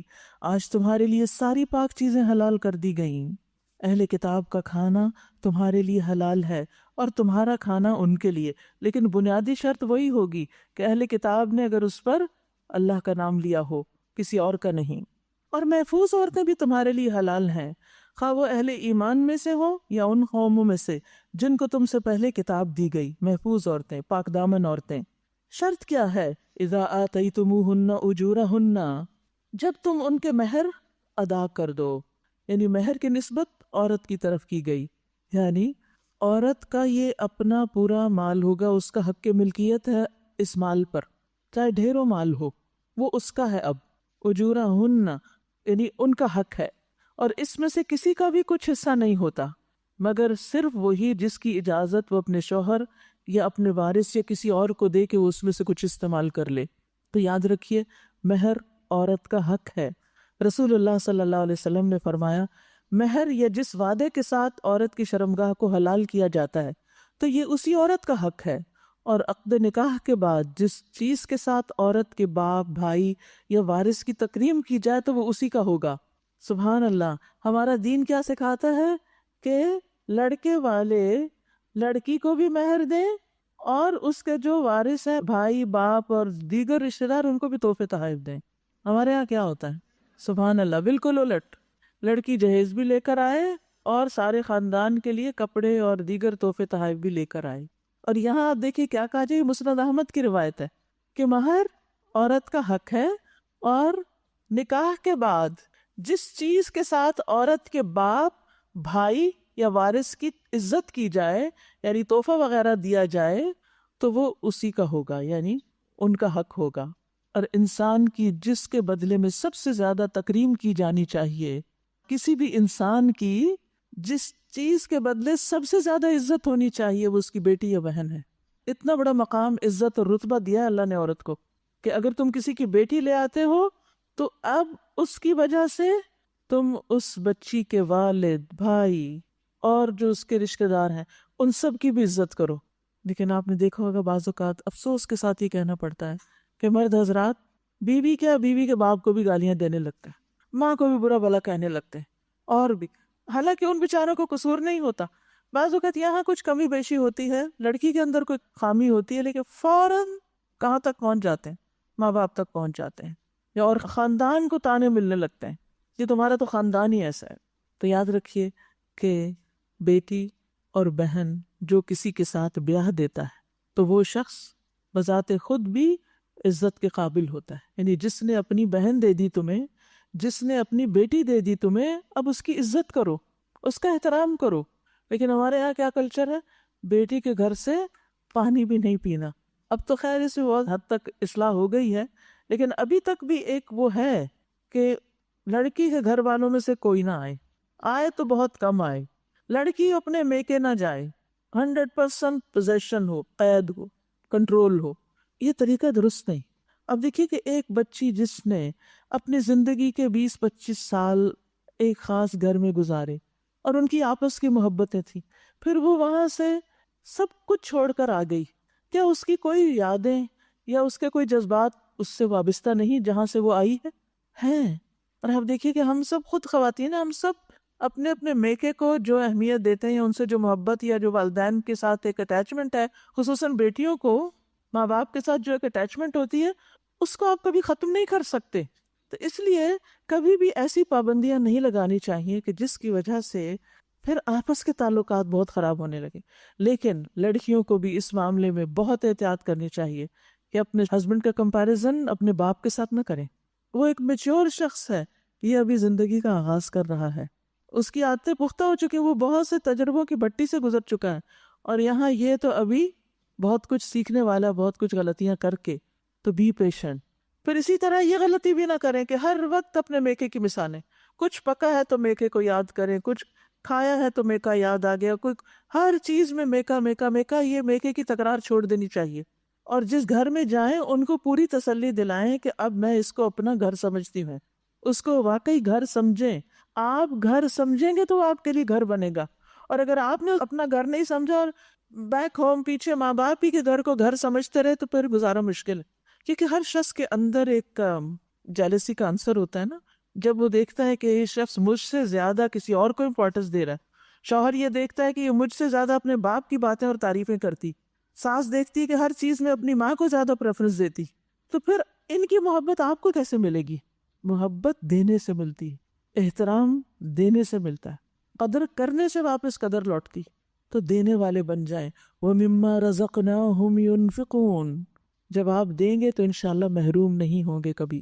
اور کبھی کچھ چیزیں ناگوار بھی ہوتی ہیں تو ان پہ صبر کر لے انسان، کوئی بات نہیں، بڑے فائدے کے لیے. اذا آتیتموہن اجورہن محسنین غیر مصافحین ولا متخذی اخدان. یعنی کسی بھی عورت کے ساتھ تمہارا تعلق نکاح کے ساتھ ہو، اس پہ باقاعدہ حق مہر دیا گیا ہو، اور پھر ان کی حفاظت بھی ہو. یعنی ایک عورت کی شادی کے بعد شوہر قوام ہوتا ہے، اس کی ذمہ داری ہے کہ وہ عورت کو پروٹیکشن فراہم کرے. محسنین قید نکاح میں لائے، غیر مصافحین زنا کے تعلقات نہ ہوں، ولا متخذی اخدان اور نہ چوری چھپے آشنائیاں، دوستیاں، چھپ چھپ کے دوستیاں اور چھپ چھپ کے تعلقات. اسلام اس کی اجازت نہیں دیتا. شادی کے بغیر کی محبتیں اس کی اجازت نہیں دیتا. اگر کسی کا بھی کوئی ایسا ریلیشن ہو تو اس کا حل کیا ہے کہ انسان شادی کر لے، اور اگر شادی نہیں ہو سکتی، ناممکن ہے، تو اس ریلیشن شپ سے باہر آ جائے. کیونکہ یہ انسان کے لیے بہت بڑا فتنہ ہے، اور اس میں پڑھ کر انسان نہ اپنی عبادت کا رہتا ہے اور نہ ہی کسی اور کام کا. اول تو انسان اپنے آپ کو فتنے والی جگہوں سے بچائے، لیکن اگر کسی وجہ سے کسی فتنے میں پڑ گیا ہے تو اس سے باہر آئے اور اپنے دین ایمان کو محفوظ کرے. اور یہاں مردوں کو حکم دیا جا رہا ہے کہ وہ باقاعدہ نکاح کریں، نکاح کے بغیر تعلقات مت رکھیں. اور جو کسی نے ایمان کی روش پر چلنے سے انکار کیا، سبحان اللہ، یعنی یہ ایمان کی روش ہے کہ انسان نکاح کے ساتھ تعلق قائم کرے، اور نکاح کے بغیر کے تعلق یہ ایمان کے منافی ہیں. تو اگر کسی نے ایمان کی روش پہ چلنے سے انکار کیا، وَمَن يَكْفُرْ بِالْإِيمَانِ فَقَدْ حَبِطَ عَمَلُهُ، تو اس کا سارا عمل ضائع ہو جائے گا. وَهُوَ فِي الْآخِرَةِ مِنَ الْخَاسِرِينَ، اور وہ آخرت میں خسارہ پانے والوں میں شامل ہو جائے گا. اور یہاں چونکہ اہل کتاب عورتوں سے بھی شادی کی اجازت دی جا رہی ہے، تو وہاں بھی انسان ضرور دیکھے کہ کیا واقعی اس نکاح کے بعد میں اپنا ایمان محفوظ رکھ سکوں گا یا نہیں. کیونکہ اگر ایمان گیا تو سب کچھ گیا. پھر فرمایا یا ایھا الذین آمنوا، اے لوگو جو ایمان لائے ہو، اذا قمتم الی الصلاۃ فاغسلوا وجوہکم، جب تم نماز کے لیے اٹھو تو چاہیے کہ اپنے منہ اور ہاتھ کوہنیوں تک دھو لو، سروں پر ہاتھ پھیر لو یعنی مسح کر لو، اور پاؤں ٹخنوں تک دھو لیا کرو. اگر جنابت کی حالت میں ہو تو نہا کر پاک ہو جاؤ. نہیں شوہر بیوی کا تعلق قائم ہوا یا احتلام ہوا ہے یا پھر پیریڈ سے، تو پھر نہا کر پاک ہو. اگر بیمار ہو یا سفر کی حالت میں ہو، یا تم میں سے کوئی شخص رفع حاجت کر کے آئے، یا تم نے عورتوں کو ہاتھ لگایا ہو اور پانی نہ ملے، تو پاک مٹی سے کام لو، بس اس پر ہاتھ مار کر اپنے منہ اور ہاتھوں پر پھیر لیا کرو، جسے کل تیمم کا طریقہ بتایا گیا تھا. فَامْسَحُوا بِوُجُوهِكُمْ وَأَيْدِيكُمْ، اور ید کس کو کہتے ہیں؟ یہ ہتھیلی جس ہے نا، یہ ہتھیلی بس، اور وجہ چہرے کو، بس ان دو چیزوں کے اوپر ہاتھ مار کے، پھونک مار کے ہاتھ پہ، چہرے اور ہاتھ پہ پھیر لینا کافی ہے.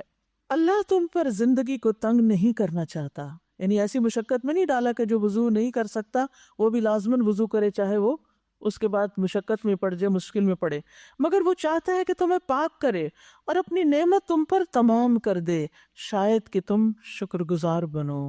تو سبحان اللہ، وضو ایک نعمت ہے، یعنی وضو کا کرنا، پاک ہونا، اور پھر اگر وضو نہیں تو تیمم سے پاک ہونا، یہ پاکیزگی ایک نعمت ہے۔ اور خاص طور پر وضو، کیونکہ یہ گناہوں سے پاک صاف کر دیتا ہے۔ جب انسان وضو کرتا ہے اور کلی کرتا ہے اور ناک میں پانی چڑھاتا ہے اور ناک جھاڑتا ہے تو اس کے منہ اور ناک، نتنوں سے سب گناہ جھڑ جاتے ہیں۔ منہ دھوتا ہے تو چہرے سے، حتیٰ کہ داڑھی کے کناروں کے ساتھ لگ کر پانی کے جو قطرے گرتے ہیں ان کے ساتھ بھی گناہ جھڑ رہے ہوتے ہیں۔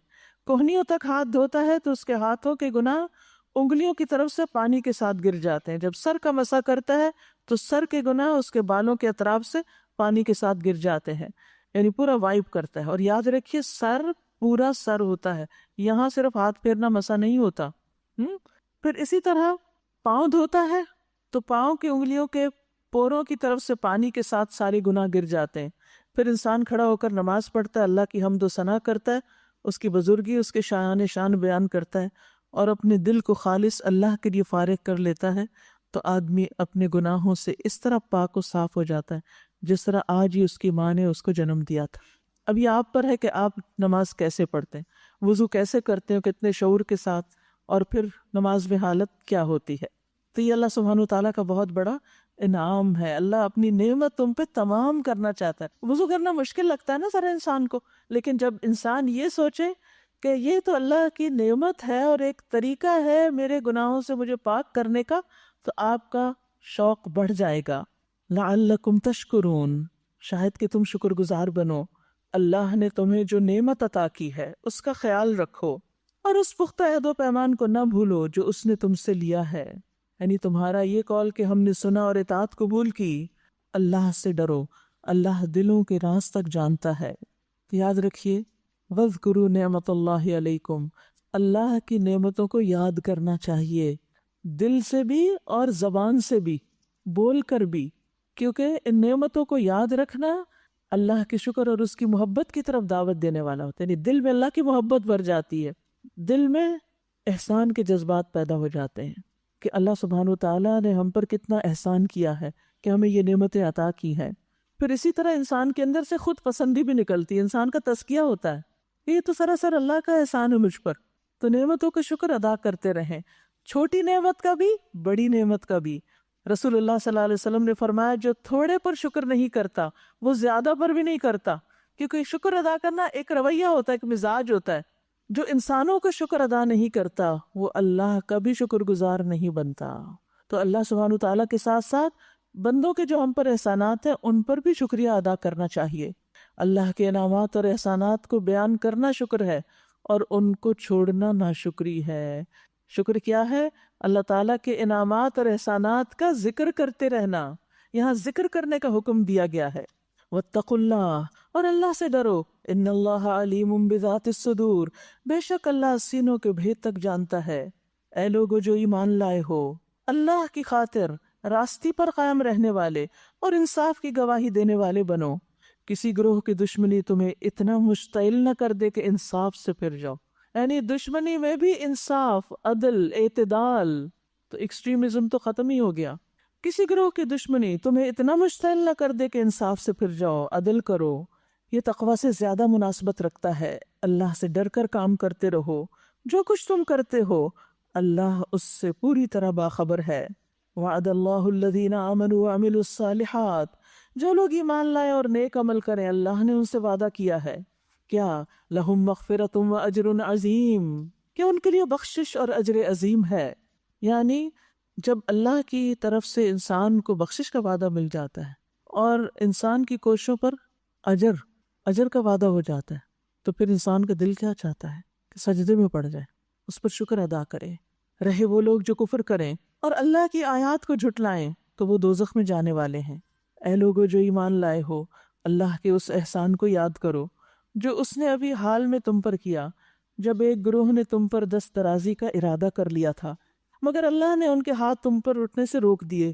کہا جاتا ہے اشارہ ہے اس واقعے کی طرف جب نبی صلی اللہ علیہ وسلم ایک غزوہ کے بعد راستے میں کہیں رکے، سب صحابہ بھی مختلف جگہوں پہ پھیل گئے، آپ ایک درخت کے نیچے آرام کر رہے تھے، آپ نے اپنی تلوار درخت کے ساتھ لٹکا دی، اتنے میں ایک بدو آیا اور اس نے آپ پر تلوار سونت دی. تو اس نے کہا کہ آپ کو مجھ سے کون بچائے گا؟ تو آپ نے فرمایا اللہ. تو وہ ڈر گیا اور اس کے ہاتھ سے تلوار گر گئی اور پھر آپ نے وہ تلوار اٹھا لی. تو بہرحال ایک یہ موقع ہے، اور بھی کچھ مواقع ہیں جب اللہ سبحانہ تعالیٰ نے آپ کو پروٹیکٹ کیا، آپ کے ساتھیوں کو، مگر اللہ نے ان کے ہاتھ تم پر اٹھنے سے روک دیے. اللہ سے ڈر کر کام کرتے رہو. ایمان رکھنے والوں کو اللہ ہی پر بھروسہ کرنا چاہیے، اللہ پہ توکل کرنا چاہیے. سبحان اللہ. یعنی اللہ نے پہلے بھی تمہیں بچایا ہے اور آئندہ بھی بچائے گا. اللہ نے بنی اسرائیل سے پختہ عہد لیا تھا اور ان میں 12 نقیب مقرر کیے اور ان سے کہا تھا میں تمہارے ساتھ ہوں اگر تم نے نماز قائم رکھی اور زکوٰۃ دی. سبحان اللہ. اگر نماز اور زکوٰۃ کا اہتمام کرو گے تو میں تمہارے ساتھ ہوں. اس سے کیا پتہ چلتا ہے؟ اگر ہم چاہتے ہیں کہ ہمیں اللہ کی مدد نصیب ہو، ہماری مشکلات حل ہوں، تو پھر ہمارے اوپر بھی لازم ہے کہ ہم اللہ کے حقوق ادا کریں اور میرے رسولوں کو مانا اور ان کی مدد کی. اللہ کے دین کی مدد آنے کا سبب بنتا ہے. اور اپنے اللہ کو اچھا قرض دیتے رہے، یعنی دین کے راستے میں خرچ کرتے رہے. تو یقین رکھو میں تمہاری برائیاں تم سے دور کر دوں گا اور تمہیں ایسے باغوں میں داخل کروں گا جن کے نیچے نہریں بہتی ہوں گی. مگر اس کے بعد جس نے تم میں سے کفر کی روش اختیار کی تو در حقیقت اس نے سیدھی راہ گم کر دی. پھر یہ ان کا اپنے عہد کو توڑ ڈالنا تھا جس کی وجہ سے ہم نے ان کو اپنی رحمت سے دور پھینک دیا اور ان کے دل سخت کر دیے. یعنی جب کوئی شخص اللہ سے وعدہ کر کے توڑ دیتا ہے تو پھر اللہ سبحانہ تعالیٰ اس سے ناراض ہوتا ہے. اور ناراضگی کی صورت کیا ہوتی ہے کہ انسان کا دل بے حس ہونے لگتا ہے، دل سخت ہو جاتا ہے. لا حول ولا قوت الا. جب دل سخت ہوتا ہے تو انسان پر کوئی واز، نشانیاں، ڈراوا، بشارت، شوق دلانے والی کوئی بات کچھ بھی اثر نہیں کرتی. نہ آخرت کی سزا، نہ اللہ کا غضب و ناراضگی، کوئی چیز انسان کے اوپر پھر اثر انداز نہیں ہوتی. حقیقت یہ ہے کہ انسان کی اصلاح کا تعلق اس کے دل کے ساتھ ہے. جب دل بگڑتا ہے تو سارا جسم بگڑ جاتا ہے، اور جب دل کی اصلاح ہوتی ہے تو پورے جسم کی اصلاح ہو جاتی ہے. اور یاد رکھیے دل کا معاملہ بڑا ہی نازک ہے. دل ایک لمحے میں پلٹ جاتا ہے. جبیر بن نفیر کہتے ہیں میں حمص میں ابو درداء کے پاس ان کے گھر گیا. وہ اپنی مسجد میں کھڑے نماز پڑھ رہے تھے. جب وہ تشہد میں بیٹھے تو نفاق سے اللہ عز و جل کی پناہ مانگنے لگے. ہماری کل کی دعا بھی یہی تھی نا، اللہ تعالیٰ ہمیں نفاق سے بچائے. جب انہوں نے سلام پھیرا تو میں نے ان سے کہا اے ابو درداء اللہ آپ کو معاف فرمائے، آپ کا نفاق سے کیا تعلق؟ یعنی آپ تو اللہ کے رسول کے صحابی ہیں، آپ تو سچے مومن ہیں، آپ کا اور نفاق کا کیا جوڑ؟ انہوں نے 3 دفعہ کہا اللہم غفرن، اللہم غفرن، اللہم غفرن، اللہ معاف کر دینا، اللہ معاف کر دینا. اور فرمایا جو مصیبت سے بے خوف ہوتا ہے اس کو مصیبت سے تحفظ حاصل نہیں ہوتا. اللہ کی قسم ایک آدمی ایک ہی گھڑی میں فتنے میں ڈال دیا جاتا ہے اور وہ اپنے دین سے پھر جاتا ہے. یعنی دین سے پھرتے ہوئے دیر نہیں لگتی. اس لیے کبھی یہ نہ سوچو ہمارا کچھ نہیں بگڑے گا، ہمارا کچھ نقصان نہیں. تو یہود پر، اہل کتاب پر لعنت کس وجہ سے کی گئی؟ کیونکہ انہوں نے اللہ سے کیے ہوئے اپنے عہد توڑ دیے اور پھر اللہ نے ان کے دل سخت کر دیے. اس وجہ سے اب ان کا حال کیا ہے؟ یحرفون الکلم عن مواضعہ، اللہ کے کلام کو اس کے اصل جگہ سے پھیر دیتے ہیں، تبدیلی کر دیتے ہیں اس میں. وَنَسُوا حَظًّا مِّمَّا ذُكِّرُوا بِهِ، جو تعلیم انہیں دی گئی تھی اس کا بڑا حصہ بھول چکے ہیں. استغفر اللہ. جب دل سخت ہوتا ہے، اللہ ناراض ہوتا ہے تو انسان دین کے علم سے دور ہو جاتا ہے، اللہ کی نصیحت سے دور ہو جاتا ہے اور انسان اس کو بھولنے لگتا ہے. یعنی جب انسان اللہ کے دین کی پرواہ نہیں کرتا تو پھر وہ دین اس سے دور چلا جاتا ہے. ابن مسعود سے روایت ہے، انہوں نے کہا کبھی انسان علم کا ایک حصہ نافرمانی کی وجہ سے بھول جاتا ہے. اور پھر انہوں نے یہی آیت تلاوت کی. اور آئے دن تمہیں ان کی کسی نہ کسی خیانت کا پتہ چلتا رہتا ہے، ان میں سے بہت کم لوگ اس عیب سے بچے ہوئے ہیں. بس جب یہ اس حال کو پہنچ چکے ہیں تو جو شرارتیں بھی یہ کریں وہ ان سے عین متوقع ہیں، لہٰذا انہیں معاف کر دو اور ان کی حرکات سے چشم پوشی کرتے رہو. اللہ ان لوگوں کو پسند کرتا ہے جو احسان کی روش رکھتے ہیں. اللہ اکبر. آپ دیکھیے کن کو معاف کرنے کے لیے کہا جا رہا ہے، کن سے درگزر کرنے کے لیے؟ جن کے دل سخت ہیں، جن کو کوئی بات اثر نہیں کرتی، جو اللہ کے کلام میں بھی ٹیمپرنگ کرتے رہتے ہیں اور اس کو بھی پھیرتے ہیں، جو دین کی تعلیم کا ایک بڑا حصہ بھول چکے ہیں، سب کچھ پڑھ لکھ کے فراموش کر دیا انہوں نے. ان کی خیانتوں کا بھی پتہ چلتا ہے. کہا ان کا درگزر کرو، اگنور کرو۔ کتنی خوبصورت تعلیم ہے ہمارے دین کی۔ ہمیں جب کسی کی خیانت کا پتہ چلے، یہ پتہ چلے کسی نے ہم سے جھوٹ بولا ہے یا کسی نے کوئی ایسی بات کی ہے، تو ہم کیا کرتے ہیں؟ یہی جو یہاں کہا گیا ہے فاعف عنہم واصفح، ہم تو پیچھے پڑ جاتے ہیں، ہم تو گواہیاں لانے لگتے ہیں، ہم کہتے ہیں بلاؤ اس کو، اس کی گواہی لاؤ، اس کی لاؤ، آمنے سامنے کرو، میرے سامنے کرو، اور پھر سارے حیا کے پردے شاک ہو جاتے۔ احترام، آپس کا جو ایک تعلق ہوتا ہے، ایک وہ خاص ہوتا ہے نا دو انسانوں کے درمیان یا دو فریقوں کے درمیان ایک مروت ہوتی، سب ختم ہو جاتا ہے۔ ہمیں پتہ بھی چل جائے کہ کوئی شخص ہمارے ساتھ سنسیئر نہیں تو بس محتاط رہیں، لیکن تانے دینے کی ضرورت نہیں۔ مجھے سب پتا ہے کہ تم بالکل سنسیئر نہیں میرے ساتھ، اس بات سے کیا ہوگا؟ وہ اگر نہیں تو اور پکا ہو جائے گا۔ تو لوگوں کی اصلاح کا یہ طریقہ نہیں۔ ان اللہ یحب المحسنین، اللہ ان لوگوں کو پسند کرتا ہے جو محسنین ہوتے ہیں۔ اسی طرح ہم نے ان لوگوں سے بھی پختہ عہد لیا جنہوں نے کہا تھا کہ ہم نصارہ ہیں۔ پچھلی سب باتیں تو یہود سے متعلق تھیں، اب نصارہ سے متعلق، مگر ان کو بھی جو سبق یاد کرایا گیا اس کا ایک بڑا حصہ انہوں نے فراموش کر دیا۔ آخرکار ہم نے ان کے درمیان قیامت تک کے لیے دشمنی اور آپس کے بغض و عناد کا بیج بو دیا۔ یاد رکھیے، دین پڑھنے پڑھانے والے یا دین کا کام کرنے والے، دین کی خدمت کرنے والے جب کتاب سے دور ہوتے ہیں، جب پڑھنا پڑھانا چھوڑ دیتے ہیں، جب اس اصل تعلیم کو بھول جاتے ہیں، تو آپس میں دشمنی اور عناد پیدا ہو جاتے ہیں، کیونکہ دلوں کو نرم کرنے والی، تزکیہ کرنے والی، صاف کرنے والی چیز تو کوئی رہی نہیں، تو پھر میل مٹی ہی جمے گی نا، اور پھر کدورتیں ہی پیدا ہوں گی نا، پھر آپس میں ایک دوسرے سے اختلافات ہی ہوں گے، محبتیں تو رخصت ہو جائیں گی۔ محبتیں تو ہیں اس کلام کی وجہ سے، آپس میں اس دین کی وجہ سے، اور ضرور ایک وقت آئے گا جب اللہ انہیں بتائے گا کہ وہ دنیا میں کیا بناتے رہے۔ اے اہل کتاب، ہمارا رسول تمہارے پاس آ گیا ہے، ہمارا رسول تمہارے پاس آ گیا ہے جو کتاب الہی کی بہت سی ان باتوں کو تمہارے سامنے کھول رہا ہے جن پر تم پردہ ڈالا کرتے تھے، اور بہت سی باتوں سے درگزر بھی کر جاتا ہے۔ تمہارے پاس اللہ کی طرف سے روشنی آ گئی ہے اور ایسی کتاب جو حق واضح کر دینے والی ہے۔ اللہ اس کے ذریعے ان لوگوں کو جو اس کی رضا کے طالب ہیں سلامتی کے طریقے بتاتا ہے۔ سبحان اللہ، اس کتاب کے ذریعے اللہ کس کو راستے بتاتا ہے؟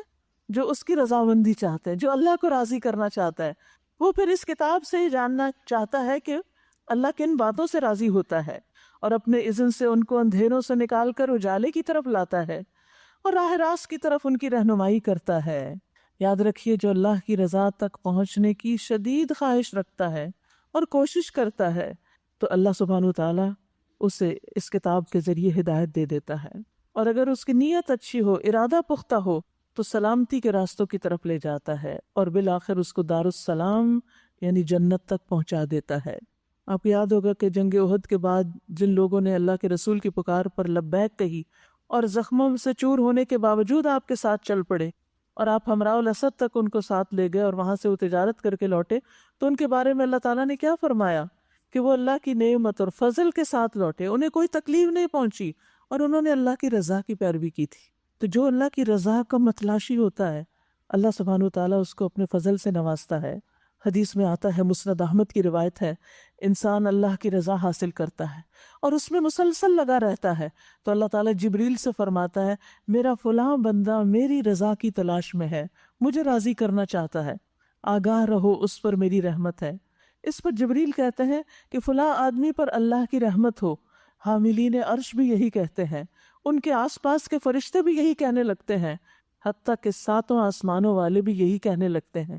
پھر یہ بات زمین پر اتار دی جاتی ہے، کیا کہ فلاں پر اللہ کی رحمت ہو، وہ اللہ کی رضا کی تلاش میں ہے۔ یعنی لوگوں کو خود ہی پتہ چل جاتا ہے کہ یہ بندہ اللہ کی رضا کے لیے کام کرتا ہے، وہ اپنے اذن سے ان کو اندھیروں سے نکال کر اجالے کی طرف لاتا ہے اور راہ راست کی طرف ان کی رہنمائی کرتا ہے۔ یقیناً کفر کیا ان لوگوں نے جنہوں نے کہا مسیح ابن مریم ہی الہ ہے، اللہ ہے، یعنی جنہوں نے مسیح کو اللہ کا مقام یا درجہ قرار دیا، انہوں نے کفر کیا۔ ان سے کہہ دیجئے، اگر اللہ سبحانہ وتعالیٰ مسیح ابن مریم اور اس کی والدہ اور تمام زمین والوں کو ہلاک کر دینا چاہے تو کس کی مجال ہے کہ اس کو اس ارادے سے باز رکھ سکے؟ اللہ تو زمین اور آسمانوں کا اور ان سب چیزوں کا مالک ہے جو زمین اور آسمانوں کے درمیان پائی جاتی ہیں۔ جو کچھ چاہتا ہے پیدا کرتا ہے، اور اس کی قدرت ہر چیز پر حاوی ہے۔ ہمیں تو آج تک نہیں پتا کہ اللہ نے زمین میں کیا کیا اگایا ہے اور کس کس قسم کے جانور پیدا کیے ہیں، اور آسمانوں میں کون کون سی مخلوق بستی ہے۔ خالق وہی ہے۔ یہود و نصارہ کہتے ہیں ہم اللہ کے بیٹے اور اس کے چہیتے ہیں۔ ان سے پوچھو پھر وہ تمہارے گناہوں پر تمہیں سزا کیوں دیتا ہے؟ در حقیقت تم بھی ویسے ہی انسان ہو جیسے اور انسان اللہ نے پیدا کیے۔ وہ جسے چاہتا ہے معاف کرتا ہے اور جسے چاہتا ہے سزا دیتا ہے۔ زمین اور آسمان اور ان کی ساری موجودات اس کی ملکیت میں ہیں اور اسی کی طرف سب کو جانا ہے۔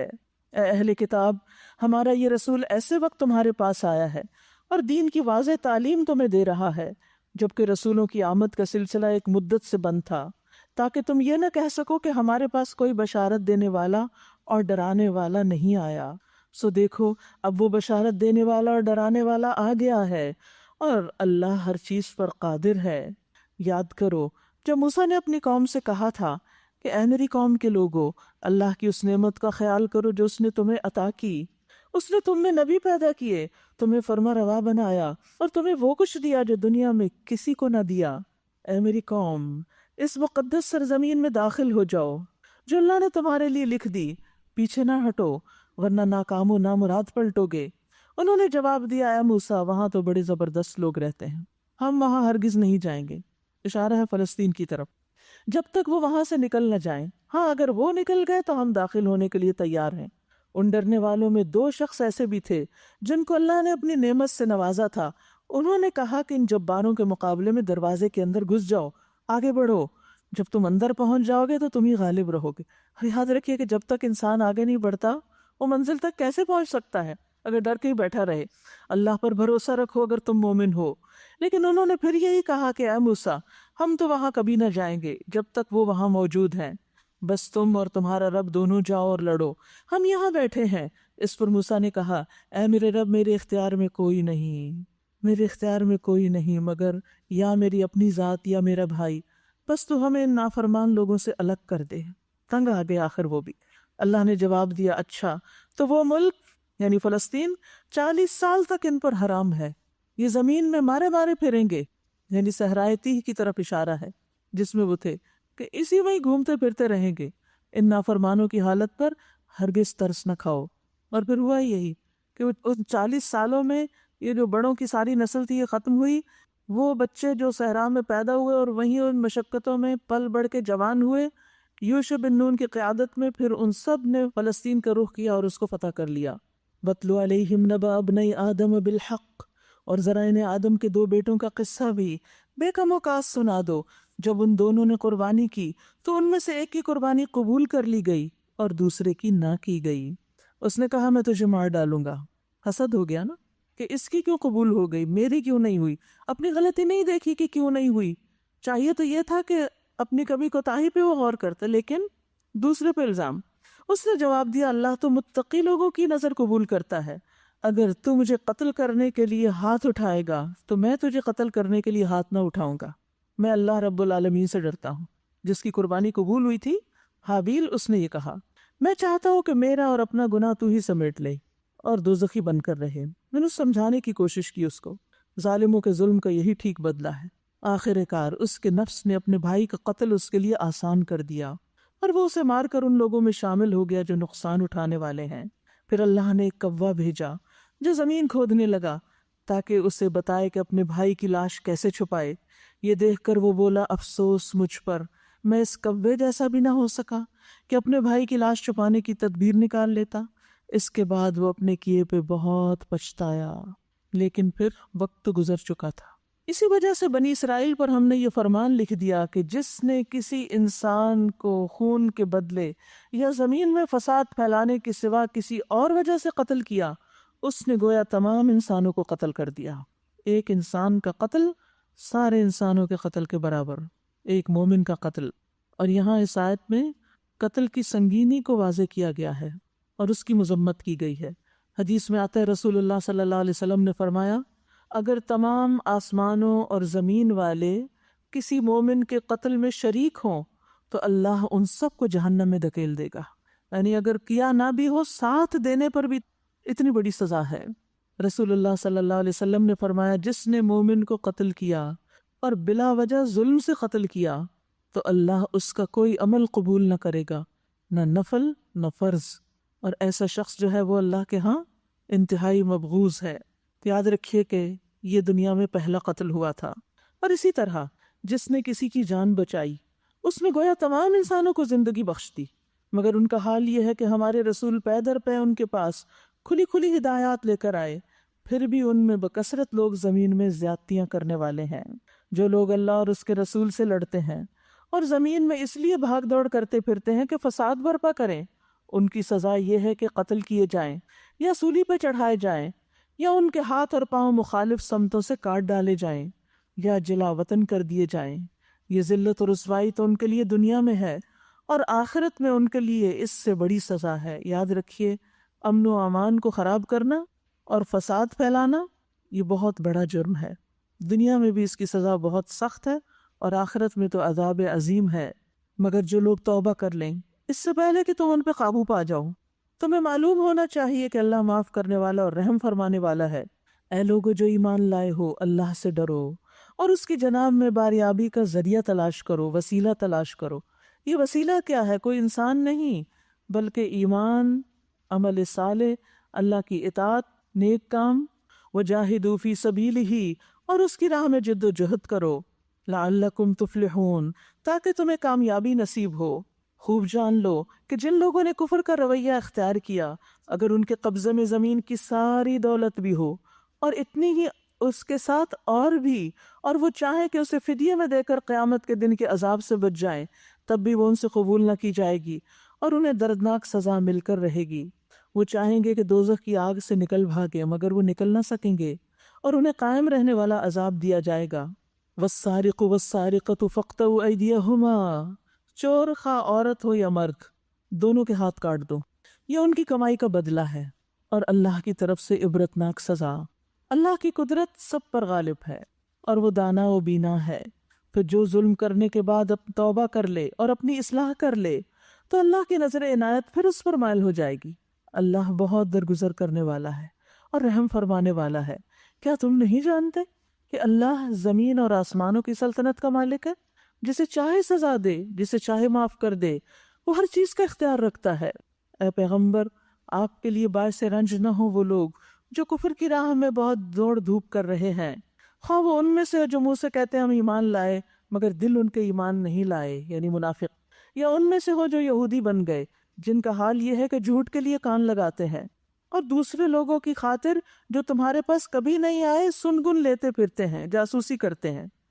کتاب اللہ کے الفاظ کو ان کی اصل جگہ متعین ہونے کے باوجود اصل معنی سے پھیر دیتے ہیں، اور لوگوں سے کہتے ہیں کہ اگر تمہیں یہ حکم دیا جائے تو مانو ورنہ نہ مانو۔ جسے اللہ ہی نے فتنے میں ڈالنے کا ارادہ کر لیا ہو، اس کو اللہ کی گرفت سے بچانے کے لیے تم کچھ نہیں کر سکتے۔ اللہ اکبر۔ یہ وہ لوگ ہیں جن کے دلوں کو اللہ نے پاک کرنا نہ چاہا، ان کے لیے دنیا میں رسوائی ہے اور آخرت میں سخت سزا۔ یاد رکھیے، جو شخص دین کا مذاق اڑاتا ہے یا دین میں منمانی تبدیلیاں پیدا کرتا ہے یا غلط باتیں دین سے منسوب کرتا ہے، ایسے شخص کا دل فتنے میں مبتلا ہوتا ہے، اور جس کے دل میں فتنہ ہو پھر اللہ اس دل کو پاک نہیں کرتا۔ دنیا میں بھی ایسے لوگوں کے لیے رسوائی اور آخرت میں عذاب عظیم ہے۔ اس لیے دین کے معاملے میں کوئی بھی رائے دینے سے پہلے انسان کو سوچنا سمجھنا چاہیے۔ آپ دیکھیے کہ ایسا ہوتا کیوں ہے، یہ جو دل فتنے میں پڑ جاتا ہے، یہ اصل میں خواہش کی پیروی کی وجہ سے ہوتا ہے۔ اللہ کا دین ایک طرف بلاتا ہے انسان کو، اور انسان کی خواہش دوسری طرف لے جاتی۔ ہم سب کے سامنے مختلف اوقات میں چوائسز ہوتی ہیں نا، ایک طرف اللہ کا حکم ہے، ایک طرف اپنے دل کی مرضی، دل کی خواہش۔ جب ہم جانتے بوجھتے اللہ کے حکم کو پیچھے کر دیتے ہیں اور دل کی خواہش پہ چلنے لگتے ہیں، اور ریپیٹڈلی ہدایت کے مواقع سامنے آتے ہیں اور ہم ان کو اگنور کرتے رہتے ہیں، تو پھر اللہ سبحانہ وتعالیٰ انسان کے دل کو پاک نہیں کرتا۔ یاد رکھیے، جو شخص اللہ کی تقسیم پہ راضی ہو جاتا ہے، اللہ بھی اس سے راضی ہو جاتا ہے۔ کچھ چیزیں انسان کے لیے نہیں ہوتی، چاہے انسان کی کتنی بھی خواہش ہو۔ مثلاً کسی کو بیٹے کی بہت خواہش ہے اور اللہ نے اس کو بیٹا نہیں دیا، تو آپ دیکھیے کہ لوگ پھر کیا کرتے ہیں، وہ راستے اختیار کرتے ہیں جو اللہ کی نافرمانی کے ہیں۔ تو ایسے میں پھر کیا ہوتا ہے، انسان بعض اوقات حق سے بہت دور نکل جاتا ہے، دل بھی سخت ہو جاتا ہے، انسان اللہ سے ناراض ہو جاتا ہے، اپنی عبادات بھی بعض اوقات چھوڑ دیتا ہے۔ حاصل کیا؟ اللہ سے ناراض ہو کے جانا کہاں ہے؟ ہے کوئی اور پناہ کی جگہ؟ کہیں بھی نہیں. تو لوٹنا ہمیں اللہ ہی کی طرف چاہیے. دل کو فتنے سے بچانے کے لیے اللہ کی تقسیم پہ راضی ہو جائیں. ہر معاملے میں کوشش کریں. اگر وہ چیز نہیں ملتی تو معاملہ اللہ کے سپرد کر دیں. نبی صلی اللہ علیہ وسلم نے فرمایا اللہ تبارک و تعالی نے اپنے بندے کو جو کچھ دے رکھا ہوتا ہے وہ اس میں اس کا امتحان لیتا ہے. سو جو شخص اللہ کی تقسیم پہ راضی ہو جائے اللہ اسے اس میں برکت اور وسعت دے دیتا ہے، اور جو راضی نہ ہو اس کو برکت نہیں ملتی. پھر فرمایا سماعون للکذب اکالون للسحت، یہ جھوٹ سننے والے اور حرام کے مال کھانے والے ہیں. یاد رکھیے کہ جھوٹ سے انسان کے اندر ایک ناپاکی کی کیفیت پیدا ہوتی ہے، انسان کے دل پر ایک بوجھ ہوتا ہے. جس طرح ناپاک غذا انسان کے جسم پر اثر انداز ہوتی ہے، اسی طرح غلط باتیں جو ہیں، جھوٹ جو ہوتا ہے وہ بھی انسان کی روح پر اثر انداز ہوتا ہے. اس لیے انسان کو جھوٹ سے ہر ممکن بچنے کی کوشش کرنی چاہیے اور اپنی زبان کی حفاظت کرتے رہنا چاہیے. یعنی زبان سے بھی حرام نہ بولا جائے اور زبان سے حرام لقمہ بھی نہ کھایا جائے. یہ دونوں چیزیں منہ کے راستے ہی اندر جاتی ہیں. لیکن یہ اہل کتاب کیا تھے؟ جھوٹ سننے والے، جھوٹ میں بڑی دلچسپی، جھوٹی باتیں اور حرام کے مال کھانے والے. اور پھر جھوٹ سننے میں جھوٹی گواہیاں سننا اور بھی جھوٹ کی جتنی قسمیں ہیں ان چیزوں کو سننے میں دلچسپی رکھنا. لہٰذا اگر یہ تمہارے پاس اپنے مقدمات لے کر آئیں تو تمہیں اختیار دیا جاتا ہے کہ چاہیں تو ان کا فیصلہ کریں، چاہیں تو انکار کر دیں. انکار کر دیں تو یہ تمہارا کچھ نہیں بگاڑ سکتے، اور فیصلہ کریں تو پھر ٹھیک ٹھیک انصاف کے ساتھ کیجیے کہ اللہ انصاف کرنے والوں کو پسند کرتا ہے. اور یہ تمہیں کیسے حکم بناتے ہیں جبکہ ان کے پاس تورات موجود ہے جس میں اللہ کا حکم لکھا ہوا ہے، اور پھر یہ اس سے منہ موڑ رہے ہیں. اصل بات یہ ہے کہ یہ لوگ ایمان ہی نہیں رکھتے، کیونکہ جو کتاب پر ایمان رکھتا ہے اس کے لیے پھر اس کتاب کا حکم ماننا کچھ مشکل نہیں ہوتا.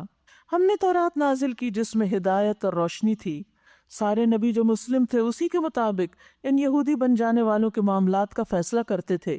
اور اسی طرح ربانی اور احبار بھی. ربانی اور احبار بھی. ربانی کون ہوتے ہیں؟ رب والے، یعنی ایسا عالم جو اپنے علم پر عمل بھی کرتا اور اس کی تعلیم بھی دیتا ہو، کیونکہ انہیں اللہ کی کتاب کی حفاظت کا ذمہ دار بنایا گیا تھا اور وہ اس پر گواہ تھے. اور اے گروہ یہود، تم لوگوں سے نہ ڈرو بلکہ مجھ سے ڈرو، اللہ سے ڈرو، اور میری آیات کو ذرا ذرا سے معاوضے لے کر بیچنا چھوڑ دو. یعنی دین کے بدلے دنیاوی فائدے مت حاصل کرو. جو لوگ اللہ کے نازل کردہ قانون کے مطابق فیصلہ نہ کریں وہی کافر ہیں.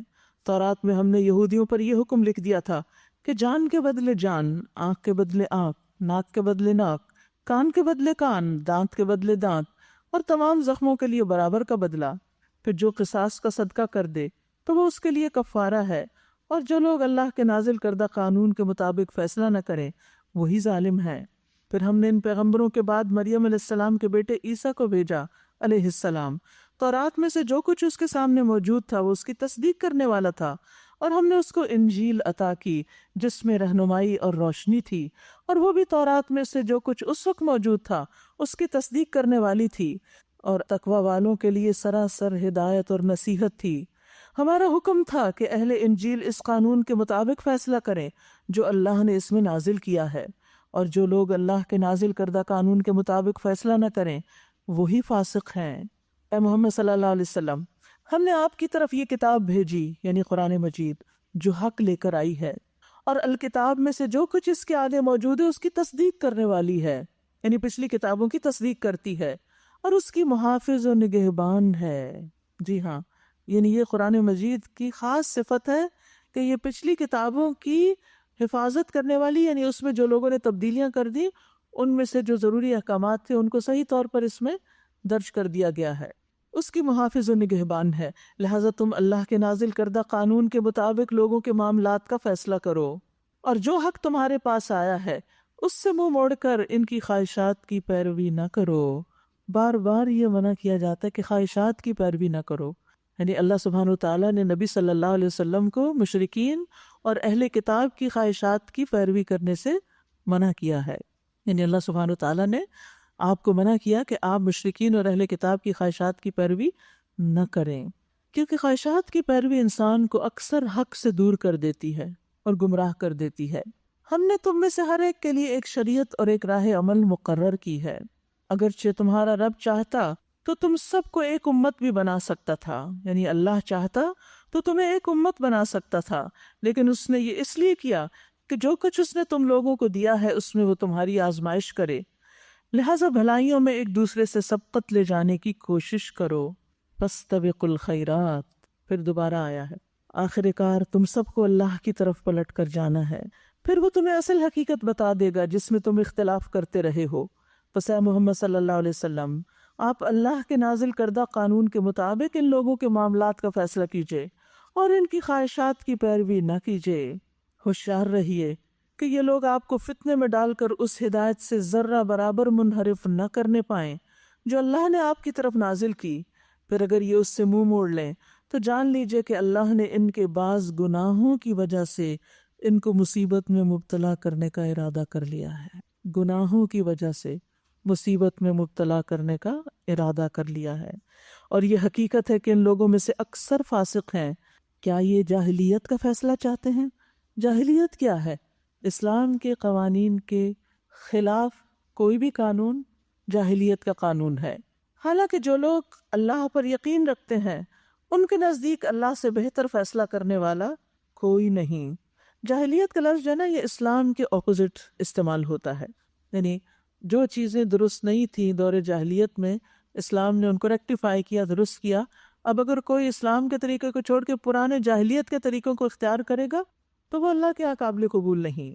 یا ایھا الذین آمنوا لا تتخذوا اليہود والنصارى اولیاء بعضهم اولیاء بعض، اے لوگو جو ایمان لائے ہو، یہود و نصارہ کو اپنا رفیق نہ بناؤ، یہ آپس میں ہی ایک دوسرے کے دوست ہیں، اور اگر تم میں سے کوئی ان کو اپنا رفیق بناتا ہے تو اس کا شمار بھی پھر انہی میں ہے۔ یقیناً اللہ ظالموں کو اپنی رہنمائی سے محروم کر دیتا ہے۔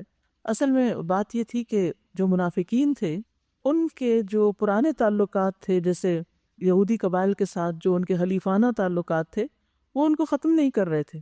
آپ کو یاد ہوگا کہ جب نبی صلی اللہ علیہ وسلم نے بنو قینقاع کے بارے میں فیصلہ کیا تو عبداللہ بن ابی نے ان کو پیغام بھیجا کہ محمد صلی اللہ علیہ وسلم اگر تمہیں یہ جگہ چھوڑنے کے لیے کہیں تو تم مت نکلنا، ہم تمہارا ساتھ دیں گے، اور وہ بظاہر مسلمان تھا۔ تو یہاں حکم دیا جا رہا ہے کہ محمد الرسول اللہ صلی اللہ علیہ وسلم کو چھوڑ کر تم ان سے دوستی کرتے ہو، اگر تم میں سے کوئی ان کو اپنا رفیق بناتا ہے تو اس کا شمار بھی پھر انہی میں ہے۔ یقیناً اللہ ظالموں کو اپنی رہنمائی سے محروم کر دیتا ہے۔ تم دیکھتے ہو کہ جن کے دلوں میں نفاق کی بیماری ہے وہ انہی میں دوڑ دھوپ کرتے ہیں، کہتے ہیں ہمیں ڈر لگتا ہے کہ ہم کسی مصیبت کے چکر میں نہ پھنس جائیں، یعنی ہم ان لوگوں سے ڈرتے ہیں اس لیے ان سے دوستی کا دعویٰ کرتے ہیں۔ مگر دور نہیں کہ اللہ جب تمہیں فیصلہ کن فتح بخشے گا یا اپنی طرف سے کوئی اور بات ظاہر کرے گا تو یہ لوگ اپنے اس نفاق پر جسے یہ دلوں میں چھپائے ہوئے ہیں نادم ہوں گے۔ اور پھر ہوا یہی نا کہ نبی صلی اللہ علیہ وسلم نے ان میں سے کچھ کو جلا وطن کر دیا اور کچھ ان میں سے قتل ہوئے، تو پھر فرمایا کہ وہ وقت آنے والا ہے کہ جب یہ اپنے اس دوستی پر نادم ہوں گے اور اس نفاق پر جو دلوں میں چھپائے ہوئے ہیں، اور اس وقت اہل ایمان کہیں گے کیا یہ وہی لوگ ہیں جو اللہ کے نام سے کڑی کڑی قسمیں کھا کے یقین دلاتے تھے کہ ہم تمہارے ساتھ ہیں؟ ان کے سب اعمال ضائع ہو گئے اور آخر کار یہ ناکام و نامراد ہو کر رہے۔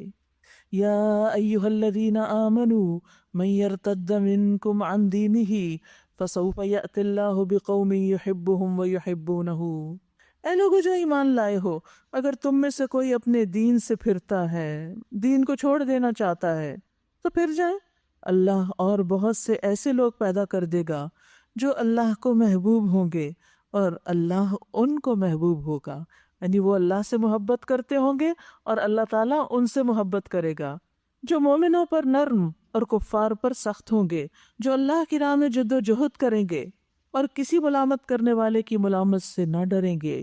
یہ اللہ کا فضل ہے، جسے چاہتا ہے عطا کرتا ہے۔ اللہ وسیع ذرائع کا مالک ہے اور اللہ سب کچھ جانتا ہے۔ انما ولیکم اللہ ورسولہ، تمہارے دوست تو حقیقت میں صرف اللہ اور اس کا رسول اور وہ اہل ایمان ہیں جو نماز قائم کرتے ہیں۔ تو ایمان کی پہچان کیا بتائی گئی؟ نماز قائم کرنا، زکوٰۃ دیتے ہیں اور اللہ ہی کے آگے جھکنے والے ہیں۔ اور جو اللہ اور اس کے رسول اور اہل ایمان کو اپنا دوست بنا لے، اس کو معلوم ہو کہ اللہ ہی کی جماعت غالب آنے والی ہے، یعنی ایمان والوں کو اللہ سے اچھی امید رکھنی چاہیے اور ہمیشہ اللہ ہی کی دوستی کو ترجیح دینی چاہیے۔ لوگوں سے ڈر کر اللہ کے ساتھ تعلق کو کم یا ختم نہیں کر دینا چاہیے۔ پھر فرمایا یا ایھا الذین آمنوا، اے لوگو جو ایمان لائے ہو، لا تتخذوا الذین اتخذوا دینکم ہزوا ولعبا من الذین اوتوا الکتاب من قبلکم والکفار اولیاء واتقوا اللہ ان کنتم مؤمنین۔ اے لوگو جو ایمان لائے ہو، تم سے پہلے اہل کتاب میں سے جن لوگوں نے تمہارے دین کو مذاق اور تفریح کا سامان بنا لیا ہے، انٹرٹینمنٹ کا ذریعہ بنا لیا ہے، انہیں اور دوسرے کافروں کو اپنا دوست اور رفیق نہ بناؤ۔ اللہ سے ڈرو اگر تم مومن ہو۔ یاد رکھیے یہاں ایسے لوگوں کی دوستی چھوڑنے کے لیے کہا جا رہا ہے جو دین کو مذاق بنا لے اور اس کو تفریح کا سامان بنا لے، یعنی انٹرٹینمنٹ کا ذریعہ۔ آج کس قدر دکھ اور افسوس کے ساتھ ہی کہنا پڑتا ہے کہ بہت سے سو کالڈ مسلمز بھی اسلام کا اور اسلامی شاعر کا مذاق اڑاتے ہیں، کبھی نماز کا، کبھی روزے کا، کبھی دیگر شاعر کا۔ پردہ اور داڑھی اور یہ چیزیں تو خیر بھول ہی جائیں۔ جب لوگ دین کی کسی بھی بات کا مذاق اڑا رہے ہوں تو انسان کو بہت محتاط ہو جانا چاہیے۔ ایسے لطیفوں پہ کبھی ہنسنا بھی نہیں چاہیے، ایسی مجلسوں میں بیٹھنا بھی نہیں چاہیے، اپنے کسی ایکشن سے کبھی شے نہیں دینی چاہیے، کیونکہ کچھ لوگ ایسے لطیفے سنتے تو ساتھ خود ہنسنا شروع کر دیتے ہیں، وہ بھی انہی میں شمار ہوں گے۔ دین اللہ کا بھیجا ہوا ہے۔ ہاں دیکھیے، یہ دنیا میں جس کو آپ عزت دیتے ہیں اس کی طرف سے کوئی بھی چیز آتی، کوئی حکم آپ کو پسند ہو یا نہ ہو، آپ اس کا مذاق نہیں اڑاتے۔ کیا آپ اپنے والد کا مذاق اڑائیں گے؟ کیا آپ اپنے کسی بڑے بزرگ کا مذاق اڑائیں گے؟ نہیں، کوئی اور بھی کرے تو آپ کو برا لگے گا، لیکن جب کوئی شخص اللہ اور اس کے رسول اور اس کی کتاب اور اس کے دین کے شاعر اور اس کے احکامات کا مذاق اڑاتا ہے تو پھر ایک مومن کو تو یہ گوارا نہیں ہو سکتا، اس کی غیرت تو اس بات کی اجازت نہیں دیتی۔ تو ہمیں کسی بھی طرح نہ خود اور نہ کسی اور کو اس چیز کی اجازت دینی چاہیے اور نہ ہی اس میں کسی بھی طرح شریک ہونا چاہیے۔ اور کیا کرتے ہیں؟ وَإِذَا نَادَيْتُمْ إِلَى الصَّلَاةِ اتَّخَذُوهَا هُزُوًا وَلَعِبًا، جب تم نماز کے لیے اذان دیتے ہو، منادی کرتے ہو، تو وہ اس کا مذاق اڑاتے ہیں، اذان کا مذاق، اور اس سے کھیلتے ہیں۔ اس کی وجہ یہ ہے کہ وہ عقل نہیں رکھتے۔ ویسے بھی آپ دیکھیے کہ مذاق جو ہے، مذاق کرنا اور بہت زیادہ مذاق کرنا، یہ عقل کی کمی کی نشانی ہے۔ سمجھدار میچور شخص ہر وقت مذاق کرنے اور اڑانے کا شوق نہیں رکھتا، وہ اس کی دلچسپی نہیں ہوتی۔ پیچھے بھی آپ دیکھیے اللہ سبحانہ وتعالیٰ نے ان کو سفہاء کہا جنہوں نے اللہ کے احکامات پر اعتراض کیا۔ سَيَقُولُ السُّفَهَاءُ مِنَ النَّاسِ مَا وَلَّاهُمْ عَنْ قِبْلَتِهِمُ الَّتِي كَانُوا عَلَيْهَا، کہ قبلہ کیوں تبدیل ہو گیا، تو یہ بے وقوف لوگ جلد ہی تم پر اعتراض کریں گے۔ موسیٰ علیہ السلام نے جب اپنی قوم کو کہا کہ تم گائے ذبح کرو تو انہوں نے کیا کہا؟ أَتَتَّخِذُنَا هُزُوًا، کیا تم ہم سے مذاق کرتے ہو؟ تو انہوں نے کیا جواب میں کہا؟ أَعُوذُ بِاللَّهِ أَنْ أَكُونَ مِنَ الْجَاهِلِينَ۔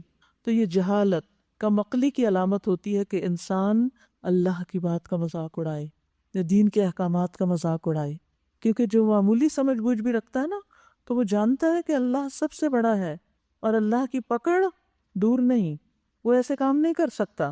ان سے کہیے اے اہل کتاب، تم جس بات پر ہم سے بگڑے ہو وہ اس کے سوا اور کیا ہے کہ ہم اللہ پر اور دین کی اس تعلیم پر ایمان لائے ہیں جو ہماری طرف نازل ہوئی اور ہم سے پہلے بھی نازل ہوئی تھی، اور تم میں سے اکثر لوگ فاسق ہیں۔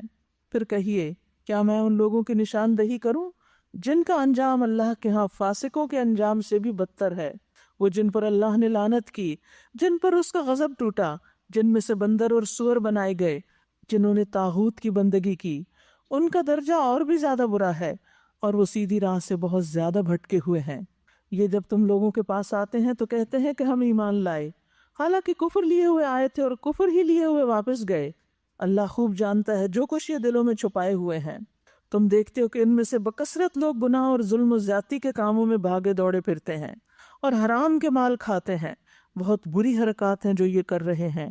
کیوں ان کے علماء اور مشائخ انہیں گناہ پر زبان کھولنے اور حرام کھانے سے نہیں روکتے؟ علماء کی یہ ذمہ داری ہے، مشائخ کی ذمہ داری ہے کہ جب لوگ اس طرح کے کام کر رہے ہوں، کون سے؟ گناہ کے کام، ظلم اور زیادتی کے کام، حرام کھا رہے ہوں اور بری حرکتیں کر رہے ہوں، تو ان کا فرض بنتا ہے کہ ان کو روکیں۔ علم والے ان کی ذمہ داری ہے کہ وہ لوگوں کو برائیوں سے روکیں، امر بالمعروف کریں اور نہی عن المنکر کریں، چاہے کوئی اپنے گھر میں سے ایسا کر رہا ہو یا باہر کر رہا ہو۔ کیونکہ آگے آپ دیکھیے اللہ سبحانہ وتعالیٰ فرماتے ہیں یقیناً بہت ہی برا کارنامہ زندگی ہے جو وہ تیار کریں، لبئس ما کانوا یصنعون، جو روکتے نہیں وہ بہت برا کر رہے ہیں، کیونکہ برائی سے منع نہ کرنے والا برائی کرنے والے جیسا ہی ہوتا ہے۔ یعنی اگر کوئی شخص کسی کو برا کرتا دیکھتا ہے اور اس کو منع ہی نہیں کرتا، روکتا ہی نہیں، تو اس کا مطلب ہے کہ وہ اس کے ساتھ ایگری کر رہا ہے، ورنہ تو وہ اس کو روکتا۔ تو یہ ایسا ہی ہے جیسے وہ خود ارتکاب کر رہا ہو۔ جس طرح ایک نیکی کرنے والے کو دیکھ کر انسان سوچتا ہے کاش میں بھی یہ کرتا، یا اس کی تعریف کرتا ہے، اس کو اپروو کرتا ہے، تو اس کا بھی اجر لکھ لیا جاتا ہے، اس کی نیت کا، اس کے شوق کا، اس کے ارادے کا۔ تو یہاں ان علماء کو اللہ سبحانہ وتعالیٰ ایک طرح سے ڈانٹ رہے ہیں کہ جو امر بالمعروف اور نہی عن المنکر کا فریضہ چھوڑے ہوئے ہیں۔ نبی صلی اللہ علیہ وسلم نے فرمایا جب زمین میں کوئی نافرمانی کی جائے تو اس میں حاضر شخص اس کو برا جانے اور اس کا انکار کر دے تو وہ ایسے ہوگا جیسے اس گناہ سے غائب رہا، لیکن جو غائب تھا مگر اس نے اس نافرمانی کو پسند کیا تو وہ ایسا ہوگا جیسے اس میں حاضر تھا، شریک تھا۔ کہیں بھی کوئی ظلم کرے، زیادتی کرے، ہمیں کبھی بھی اس سے اگری نہیں کرنا چاہیے اور اس کو ناپسند کرنا چاہیے، اور جہاں موقع ہو اس کو کنڈیم کرنا چاہیے۔ لیکن اس کا یہ مطلب نہیں ہے کہ ہم ہر وقت صرف بیٹھ کے لوگوں پہ تنقید ہی کرتے رہیں، ایسے ظلم اور زیادتیوں کے خاتمے کے لیے بھی کوشش کریں، خاص طور پر وہ لوگ جن کے پاس کچھ اختیار ہو۔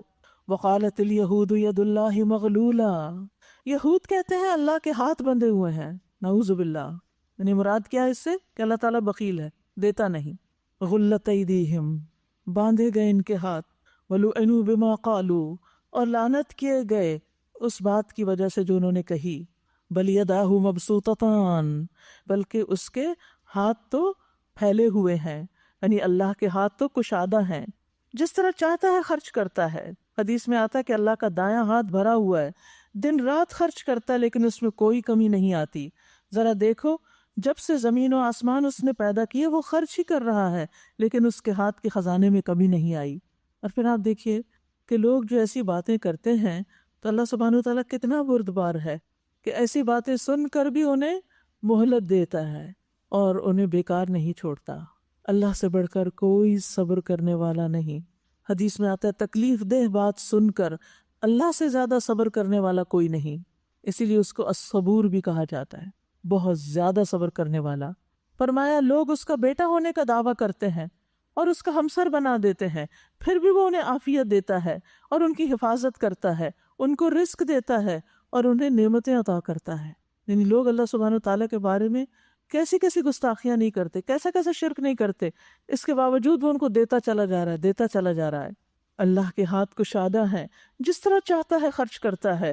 حقیقت یہ ہے کہ جو کلام تمہارے رب کی طرف سے تم پر نازل ہوا ہے وہ ان میں سے اکثر لوگوں کی سرکشی اور باطل پرستی میں الٹے اضافے کا موجب بن گیا ہے، اور اس کی پاداش میں ہم نے ان کے درمیان قیامت تک کے لیے عداوت اور دشمنی ڈال دی ہے۔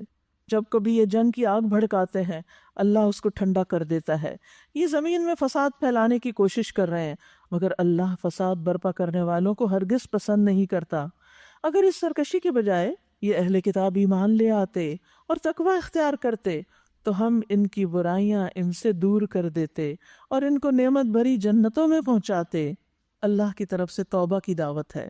یہ بھی اللہ سبحانہ وتعالیٰ کی سخاوت ہے، کرم نوازی ہے کہ اتنے کبھی اعمال دیکھ کر بھی کہ وہ اللہ کا مذاق اڑاتے ہیں اور اللہ سبحانہ وتعالیٰ کے بارے میں بری بری باتیں کہتے ہیں، پھر بھی اللہ تعالیٰ ان کو توبہ کی دعوت دے رہے ہیں۔ تو یاد رکھیے کہ گناہ کتنا بھی بڑا ہو لیکن اللہ کی رحمت اس سے بھی بڑی ہے۔ گناہ سے توبہ کرنے والا ایسا ہو جاتا ہے جیسے اس نے گناہ کیا ہی نہ ہو، اور گناہ کتنے بھی زیادہ ہوں، خواہ آسمان کے کناروں تک پہنچ جائیں، پھر بھی انسان جب توبہ کرتا ہے تو اللہ تعالیٰ معاف فرما دیتے ہیں۔ پھر فرمایا اگر سرکشی کی بجائے یہ اہل کتاب ایمان لے آتے اور تقوی کی روش اختیار کرتے تو ہم ان کی برائیاں ان سے دور کر دیتے اور ان کو نعمت بھری جنتوں میں پہنچاتے۔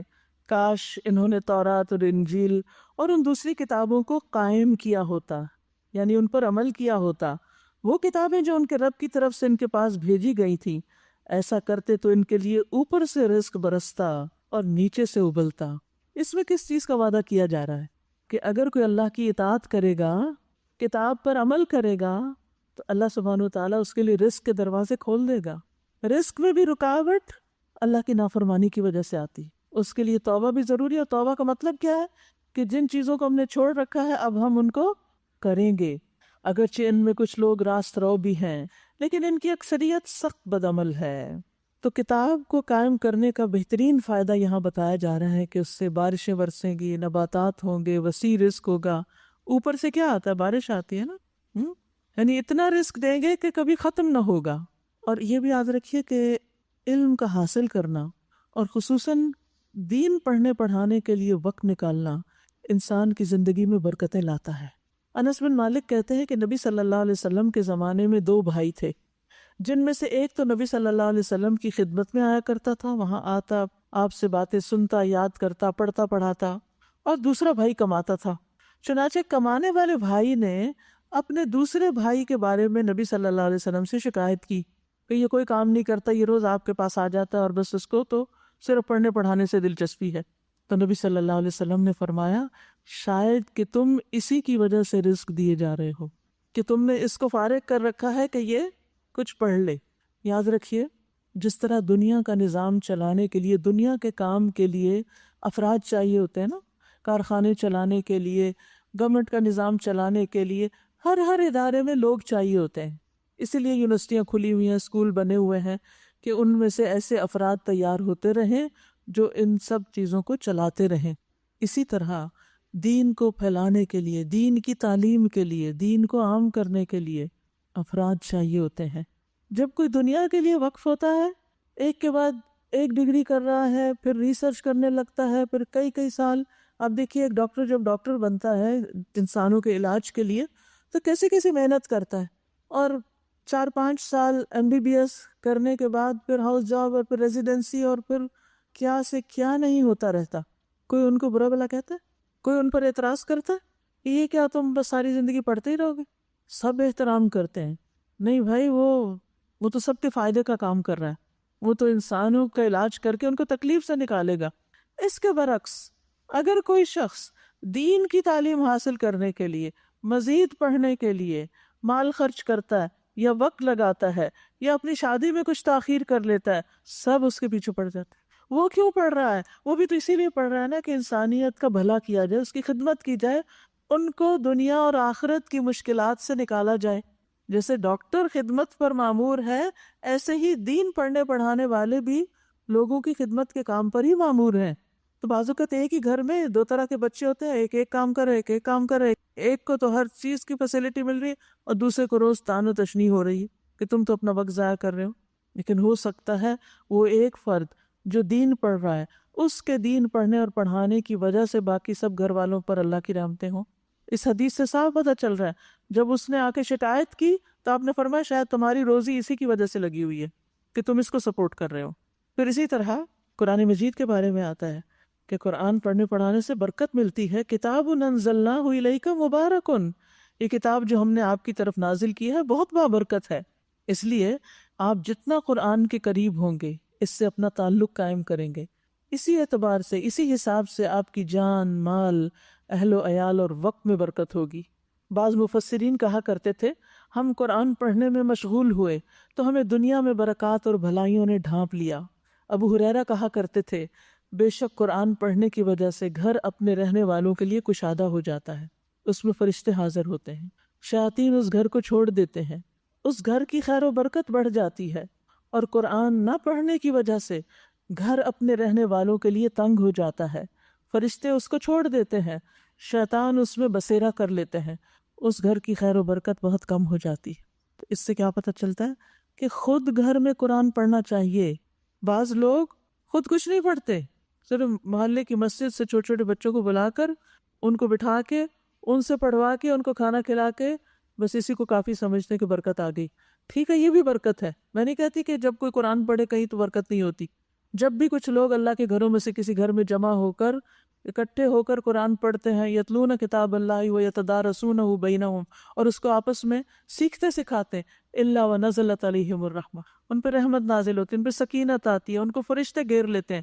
جس گھر میں بھی مل کر قرآن پڑھا جاتا ہے، کوئی قرآن کلاس ہوتی ہے یا بچے پڑھنے آتے ہیں یا کسی بھی طرح پڑھا جاتا ہے، وہاں خیر و برکت آتی ہے، اس میں کوئی شک نہیں، لیکن اس وقت وہ بڑھ جاتی ہے جب انسان خود اس میں شریک ہوتا ہے، خود بھی پڑھتا ہے۔ ورنہ عموماً دیکھا گیا ہے کہ قرآن خوانی کے لیے دوسروں کو بلا لیا، خود کچن میں گھس گئے، خود اور سارے کام کرتے رہے اور دوسرے پڑھتے رہے۔ آپ کو بھی پڑھنا ہے، آپ کے خود اپنے گھر میں پڑھنے سے جو برکت آئے گی وہ صرف کسی کے آنے سے نہیں آئے گی۔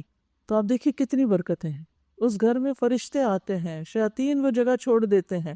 تو گھروں کی ویرانی اور اداسی اور پریشانی کو دور کرنے کے لیے گھروں میں قرآن کی آواز بلند کیجیے، خود بھی پڑھیے۔ قرآن کے جو مختلف آڈیوز ملتے ہیں، اب تو الحمدللہ موبائلز پر بھی سب کچھ موجود ہے، اس کو لگائیے۔ صبح صبح گھر میں قرآن کی آواز آنی چاہیے، دن کا آغاز قرآن کے ساتھ ہونا چاہیے تاکہ برکتیں اور رحمتیں نازل ہوں۔ پھر فرمایا، اے پیغمبر، جو کچھ آپ کے رب کی طرف سے آپ پہ نازل کیا گیا ہے وہ لوگوں تک پہنچا دیجیے۔ اگر آپ نے ایسا نہ کیا تو اس پیغمبری کا حق ادا نہ کیا، اللہ آپ کو لوگوں کے شر سے بچانے والا ہے۔ یقین رکھیے کہ وہ کافروں کو تمہارے مقابلے میں کامیابی کی راہ ہرگز نہ دکھائے گا۔ صاف کہہ دیجئے، اے اہل کتاب، تم ہرگز کسی اصل پر نہیں ہو جب تک کہ تورات اور انجیل اور ان دوسری کتابوں کو قائم نہ کرو جو تمہارے رب کی طرف سے نازل کی گئی ہیں۔ ضرور ہے کہ یہ فرمان جو تم پر نازل کیا گیا ہے ان میں سے اکثر کی سرکشی اور انکار کو اور زیادہ وہ بڑھا دے گا، مگر انکار کرنے والوں کے حال پر کچھ افسوس نہ کرو۔ یقین جانو کہ یہاں اجارہ کسی کا بھی نہیں، مسلمان ہوں یا یہودی، صابی ہوں یا عیسائی، جو بھی اللہ اور روز آخر پر ایمان لائے گا اور نیک عمل کرے گا، بے شک اس کے لیے نہ کسی خوف کا مقام ہے اور نہ رنج کا۔ ہم نے بنی اسرائیل سے پکا وعدہ لیا اور ان کی طرف بہت سے رسول بھیجے، مگر جب کبھی ان کے پاس کوئی رسول ان کی خواہشات نفس کے خلاف کچھ لے کر آیا تو کسی کو انہوں نے جھٹلایا اور کسی کو قتل کر دیا، اور اپنے نزدیک یہ سمجھے کہ کوئی فتنہ رونما نہ ہوگا، اس لیے اندھے اور بہرے بن گئے، یعنی سب جرم کر کے سمجھا کہ کچھ نہیں ہوتا۔ پھر اللہ نے انہیں معاف کیا تو ان میں سے اکثر لوگ اور زیادہ اندھے اور بہرے بنتے چلے گئے۔ اللہ ان کی یہ سب حرکات دیکھتا رہا ہے۔ یقیناً کفر کیا ان لوگوں نے جنہوں نے کہا کہ اللہ مسیح ابن مریم ہے، حالانکہ مسیح نے کہا تھا کہ اے بنی اسرائیل، اللہ کی بندگی کرو جو میرا رب بھی ہے اور تمہارا رب بھی۔ جس نے اللہ کے ساتھ کسی کو شریک ٹھہرایا اس پر اللہ نے جنت حرام کر دی اور اس کا ٹھکانہ جہنم ہے، اور ایسے ظالموں کا کوئی مددگار نہیں ہے۔ لقد کفر الذین قالوا ان اللہ ثالث ثلاثہ، یقیناً کفر کیا ان لوگوں نے جنہوں نے کہا کہ اللہ تین میں کا ایک ہے، حالانکہ ایک اللہ کے سوا کوئی الہ نہیں۔ اگر یہ لوگ اپنی ان باتوں سے باز نہ آئے تو ان میں سے جس نے کفر کیا ہے اس کو دردناک سزا دی جائے گی۔ پھر کیا یہ اللہ سے توبہ نہ کریں گے اور اس سے معافی نہ مانگیں گے؟ افلا یتوبون الی اللہ ویستغفرونہ واللہ غفور الرحیم۔ یاد رکھیے جرم کوئی بھی ہو اللہ سے معافی مانگتے رہنا چاہیے، کیونکہ اللہ بہت درگزر فرمانے والا اور رحم کرنے والا ہے۔ رسول اللہ صلی اللہ علیہ وسلم نے فرمایا، جس نے بقیہ زندگی میں اچھائیاں کی اس کے گزشتہ گناہ معاف کر دیے جائیں گے، یعنی آگے جو آ رہی ہے نا اس میں اچھے بن جائیں، پچھلے معاف ہو جائیں گے، اور جو باقی زندگی میں بھی برائیاں کرتا رہا اس سے اگلے پچھلے سب گناہوں کی باز پرس ہوگی۔ پھر تو توبہ کے ذریعے انسان کے پچھلے گناہ بھی معاف ہو جاتے ہیں اور آئندہ زندگی اس کی پھر بہتر گزرتی ہے، اللہ کی اطاعت میں گزرتی ہے۔ تو اللہ تعالیٰ سب کو توبہ کرنے کے لیے دعوت عام دے رہے ہیں جنہوں نے بھی اللہ کے ساتھ شرک کیا یا کوئی اور نافرمانی کی۔ پھر فرمایا مسیح ابن مریم اس کے سوا کچھ نہیں کہ بس ایک رسول تھے، ان سے پہلے اور بھی بہت سے رسول گزر چکے۔ ان کی ماں ایک راست باز عورت تھی، مریم علیہ السلام۔ ایک عورت کی خوبی کا ذکر کیا جا رہا ہے کہ وہ صدیقہ تھیں۔ ایک اور جگہ آتا ہے وہ صدقت بکلمات ربہا۔ حضرت مریم جو ہے وہ دنیا کی بہترین خواتین میں سے ہیں۔ نبی صلی اللہ علیہ وسلم نے فرمایا مردوں میں سے بہت سے کامل ہوئے، عورتوں میں کوئی کمال کو نہ پہنچی سوائے مریم بنت عمران اور فرعون کی بیوی آسیہ کے۔ آپ نے حضرت خدیجہ کی بھی تعریف کی کہ عورتوں میں سب سے بہتر ہیں، اور مریم بنت عمران اپنے زمانے کی عورتوں میں سب سے اچھی تھیں، لیکن یہود نے ان کو نہیں چھوڑا، ان پر بھی الزام لگا دیا۔ اللہ اکبر، یعنی اتنی نیک پاک باز عورت جس کی قرآن گواہی دے رہا ہے کہ وہ صدیقہ تھیں، انہوں نے ان کو بدکار کہا۔ اور وہ دونوں کھانا کھاتے تھے۔ دیکھو ہم کس طرح ان کے سامنے حقیقت کی نشانیاں واضح کرتے ہیں، پھر دیکھو یہ کدھر الٹے پھیرے جاتے ہیں۔ ان سے کہو کیا تم اللہ کو چھوڑ کر اس کی پرستش کرتے ہو جو نہ تمہارے لیے نقصان کا اختیار رکھتا ہے نہ نفع کا، حالانکہ سب کی سننے والا اور سب کچھ جاننے والا تو اللہ ہی ہے۔ کہو اے اہل کتاب اپنے دین میں ناحق غلو نہ کرو اور ان لوگوں کے تخیلات کی پیروی نہ کرو جو تم سے پہلے خود گمراہ ہوئے اور بہتوں کو گمراہ کیا اور سیدھی راہ سے بھٹک گئے۔ بنی اسرائیل میں سے جن لوگوں نے کفر کی راہ اختیار کی ان پر داؤد اور عیسیٰ ابن مریم کی زبان سے لعنت کی گئی، کیونکہ وہ سرکش ہو گئے تھے، زیادتیاں کرنے لگے تھے، انہوں نے ایک دوسرے کو برے کاموں کے ارتکاب سے روکنا چھوڑ دیا تھا، برائی سے نہ روکتے تھے۔ یعنی جو شخص برائی دیکھے اور پھر نہ روکے وہ پھر اسی میں شمار ہو جاتا ہے۔ انہوں نے امر بالمعروف اور نہی عن المنکر چھوڑ دیا، برا طرز عمل تھا جو انہوں نے اختیار کیا۔ آج تم ان میں بکثرت ایسے لوگ دیکھتے ہو جو اہل ایمان کے مقابلے میں کفار کی حمایت اور رفاقت کرتے ہیں۔ یقیناً بہت برا انجام ہے جس کی تیاری ان کے نفسوں نے ان کے لیے کی ہے۔ اللہ ان پر غضبناک ہو گیا ہے اور وہ دائمی عذاب میں مبتلا ہونے والے ہیں۔ اگر فی الواقع یہ لوگ اللہ اور پیغمبر اور اس چیز کے ماننے والے ہوتے جو پیغمبر پر نازل ہوئی تھی تو کبھی اہل ایمان کے مقابلے میں کافروں کو اپنا رفیق نہ بناتے، لیکن ان میں سے اکثر لوگ فاسق ہیں۔ تم اہل ایمان کی دشمنی میں سب سے زیادہ سخت یہود اور مشرکین کو پاؤ گے، اور ایمان لانے والوں کے لیے دوستی میں قریب تر ان لوگوں کو پاؤ گے جنہوں نے کہا تھا کہ ہم نصارہ ہیں۔ یہ اس وجہ سے ہے کہ ان میں عبادت گزار عالم اور تارک دنیا فقیر پائے جاتے ہیں، اور ان میں غرور نفس نہیں۔ اللہ سبحانہ تعالیٰ نے اس بنا پر ان کی تعریف کی کہ ان کے اندر تکبر نہیں اور ان کے اندر قسیسین اور رہبان ہیں۔ یاد رکھیے زہد، علم اور عبادت کے درمیان ایک خوبصورت تعلق قائم کیا گیا ہے۔ زہد ہوتا ہے اس دنیا سے بے رغبتی۔ زہد کے ساتھ جب انسان علم اور عبادت کی طرف لگتا ہے تو دل کی سختی ختم ہو جاتی ہے اور انسان کے اندر سے شدت ختم ہو جاتی ہے، ورنہ بہت بڑے بڑے علم والے بعض اوقات انتہائی سخت مزاج دکھائی دیتے ہیں۔ آپ نے دیکھا ہوگا کہ جو جو علم بڑھتا سختی ان کی بڑھتی چلی جاتی، جتنا جتنا دین میں آتے اتنا اتنا اور سخت ہو جاتے ہیں۔ تو دین والوں کو نرمی کی ضرورت ہے، اسی کی اللہ سبحانہ تعالیٰ